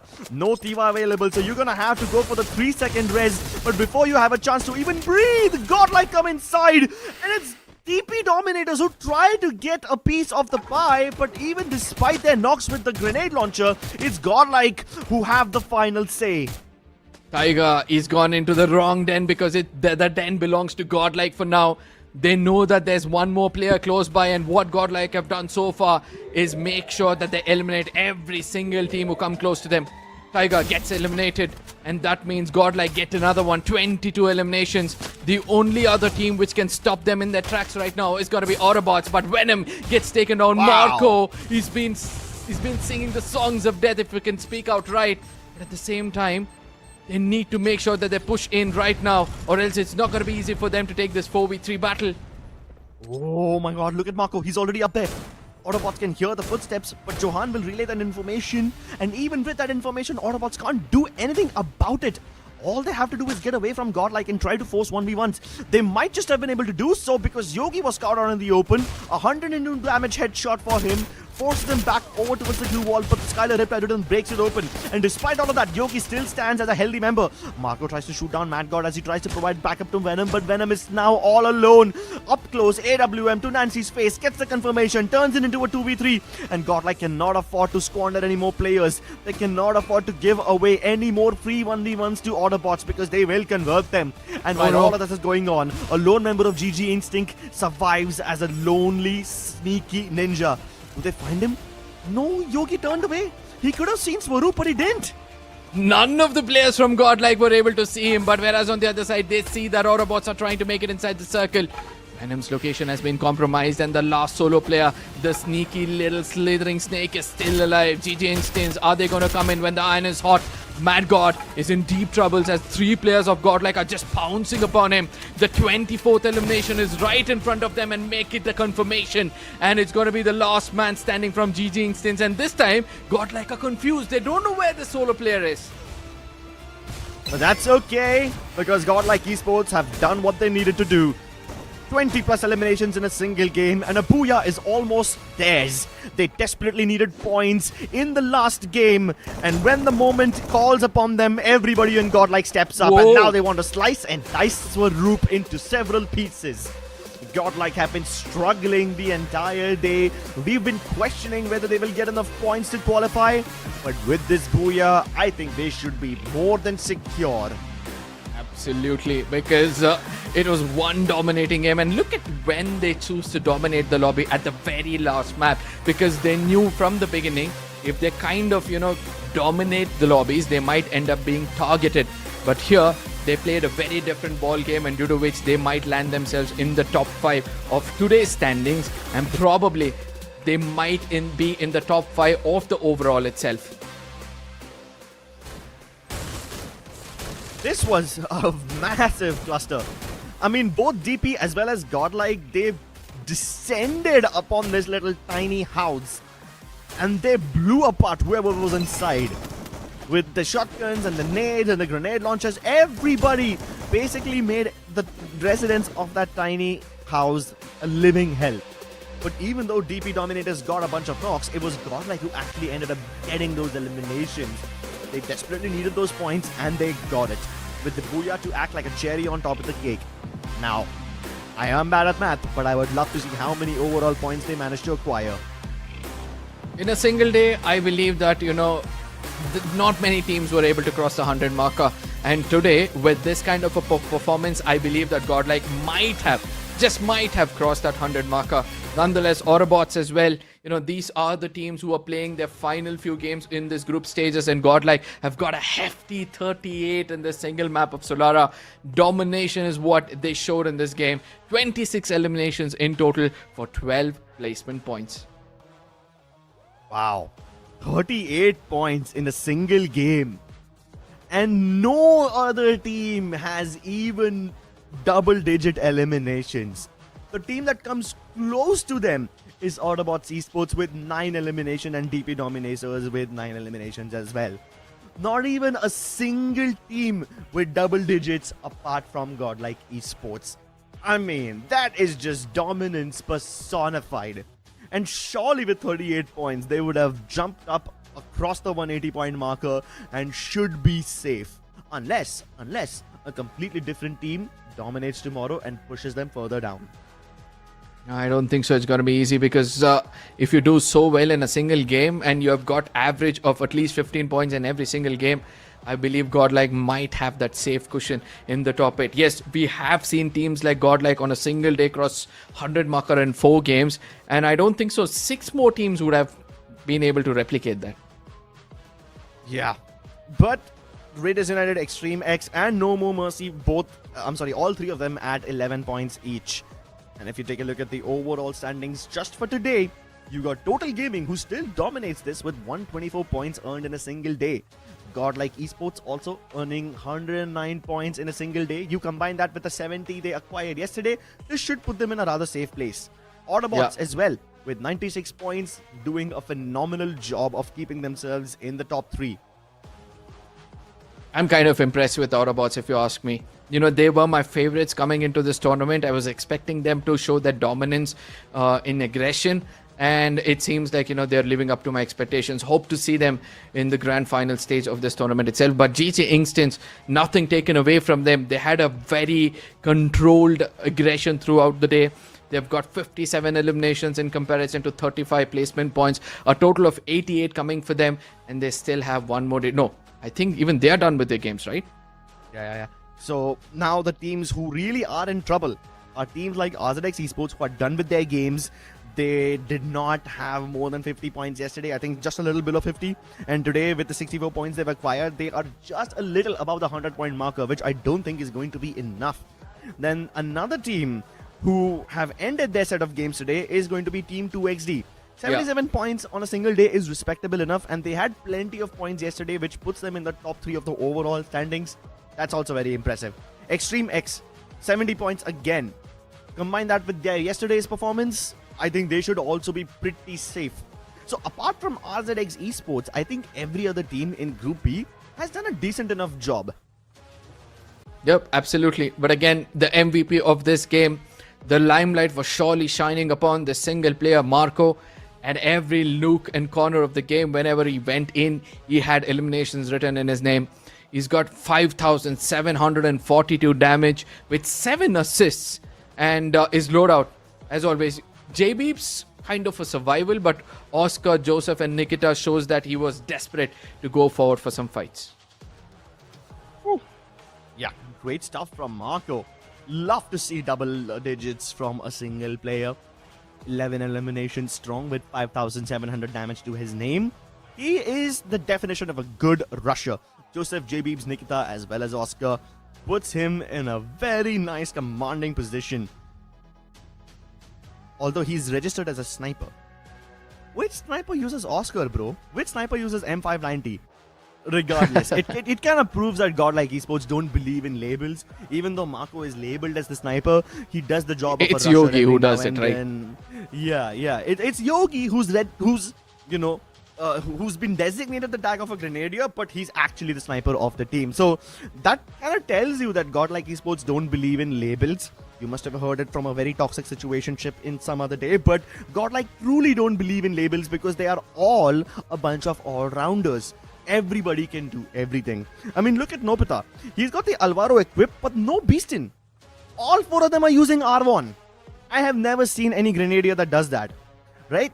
And then you've got Koda as well, an information-based character who was nerfed in the OB53 update, but Nobita still insists on using it. I think it was all about getting information as to where the opponents were. The intent was clear. They're going to go forward and choose players one player at a time, put them down, pick up as much eliminations as possible, which speaks for itself. Look at that. Every single player have got an average of 4 eliminations, or rather have a minimum of 4 eliminations. Yogi, for the first time I see him taking a step back when it comes to his aggression, but still doing a decent job. 1,934 damage, whereas the rest of his team have crossed 2,500 minimum, as Nobita will be getting 5 elims with it. Well, there you have it, ladies and gentlemen. Just when we were doubting GodLike, they step up. And look at how much they traversed all across the map. I mean, initially GodLike just went towards Windmill, but then they took the zip rails to Funfair, back down towards Tower, and then back up to Windmill. So they basically did a full backtracking of their entire steps. And then they were one of the last teams to enter that circle.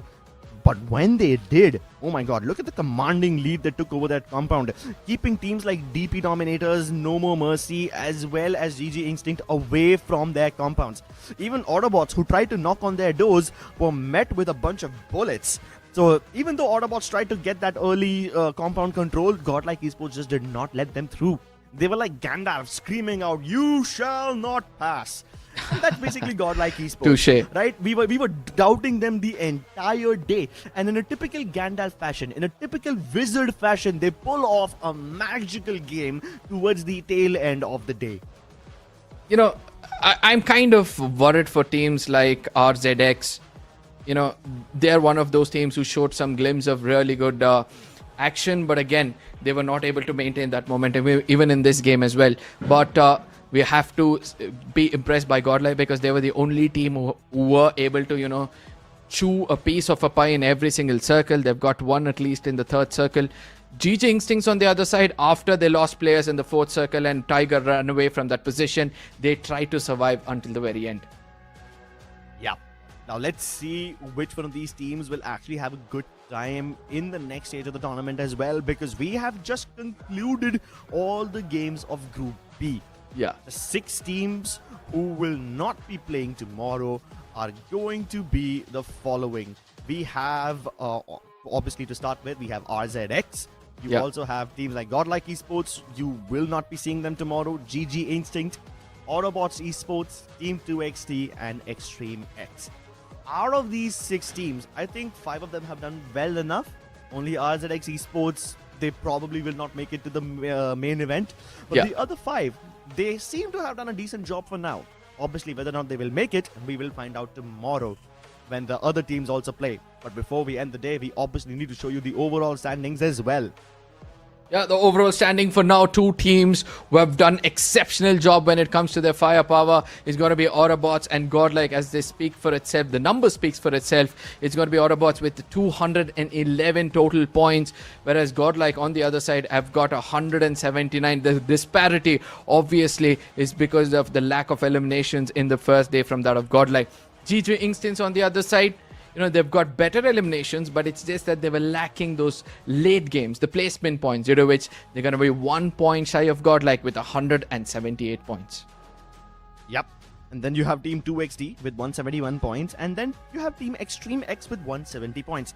Like I said, 170 is most likely going to be the cutoff of this lobby. So after their 12 games, if Extreme X is at 170 points, they have probably done enough. But their fate still lies in the hands of team like Revenant X Park and iQOO Total Gaming, who, even though have played just one day and have only played 6 games, have still managed to cross the 100-point marker. Revenant X Park with 133, getting 4 booyahs yesterday, and then Total Gaming with 124 today. RZX Esports, all their games are done, and at 110 points, I don't think they're making it through. But then you get to the actual contenders. Teams like NoMoreMercy, NXT Esports with 87 and 77 points respectively have a good chance of making it into the top 8 tomorrow. And then you've got the teams who don't have that high of a chance. NXT Esports and Max Esports are both tied up at 75 points each. And if they get 75 tomorrow as well, if they literally replicate their performance from yesterday and just copy-paste it tomorrow, I think they will just about cut it. But that is not going to be enough. And then you've got the rather unlikely contenders, Reflex United, who had a great showing today in one of those games by getting the booyah, but they're never inconsistent and then only have 69 to their names. Raiders United, 68 points. They are a very aggressive team, and so 68 is rather uncharacteristic of them. And then you've got 2 Pakistani teams, Total Winner and DP Dominators, both at 56 and 54 points each. And the last 2 teams have 43 and 31 points only. Yeah. I still feel like, the Indian teams are dominating in this tournament. Even though I didn't want to say this, it seems like, the number speaks for itself. The top 3 teams have built a very good cushion. They are the Indian teams, and after which, even if we consider the 170 points which we are speaking about could be the cutoff, the rest of the Indian teams will now have to rake up almost 100 points to reach to that position. Whereas the rest of the other regions who are doing so well in the respective, in the respective positions of the overall standing, will have to do something special tomorrow to cross that 100 marker and be a part of the top 8. We'll move forward, looking forward to the next phase of this tournament. Exactly. And up until now, a lot of these teams have only faced like 50% pressure in their respective regions. Like, let's say if you're in a lobby of 12 teams, the top 6 would advance in some of the previous tournaments that these guys have faced. But out of the 18 teams, only 8 will advance. That makes it less than 50% of the teams who will make it to the main event. And that is much, much harder for these teams. Ladies and gentlemen, we still don't know what the overall cutoff will be. We still haven't seen all the teams play all the games. And we have one more day of the South Asia play-ins remaining tomorrow. So make sure that you tune in tomorrow at the same time and the same place as well, because things are going to get really, really dicey. Group B have their hands tied. Now they can't do anything. The scores are locked. Their phones are away. And now they can just sit and pray that the other two groups don't overtake them. But there are several teams who are actually doing phenomenal. We've already crossed the 100 marker or close to 100 marker, being played 6 games, and that means they're going to have a bit of a breather when they enter into the lobbies tomorrow. Whereas there are several teams who are under pressure, who will look forward for some really good domination from the first game, and it all comes down to what kind of a start they get and how consistent they can be throughout the day. So tomorrow it's going to be more of who can handle the pressure better, who amongst them will be able to do much more better, and which among these region will show domination in the lobbies to Akka. But with this, ladies and gentlemen, we would love for you to predict what could be the cutoff in the chat, because it seems like the math we are doing is not mathing so much. Even though we feel it's 170, I feel like it might go a little bit more than that. Yeah. I mean, I thought that 170 would be the cutoff at the start of this day, but then I've seen teams already cross the 200-point marker. Yeah. And then you've got teams like GodLike Esports and Revenant X Park who have only played 6 games, but still managed to get 130, 120 points on a single day. If they replicate the same performance tomorrow, then 200 is not going to be a very rare occurrence. Like, as of now, we have only one team who's managed to pull it off. But tomorrow, you will have several teams who are at somewhere around the 200-point marker. And if all of these are crossing that, then 170 becomes like a rather low-hanging fruit. So yeah, at this point, nobody can tell what the cutoff is going to be like, but everybody is nervous. So make sure that you find out all the answers by tuning in tomorrow at the same time in the same place. See you guys and have a great evening.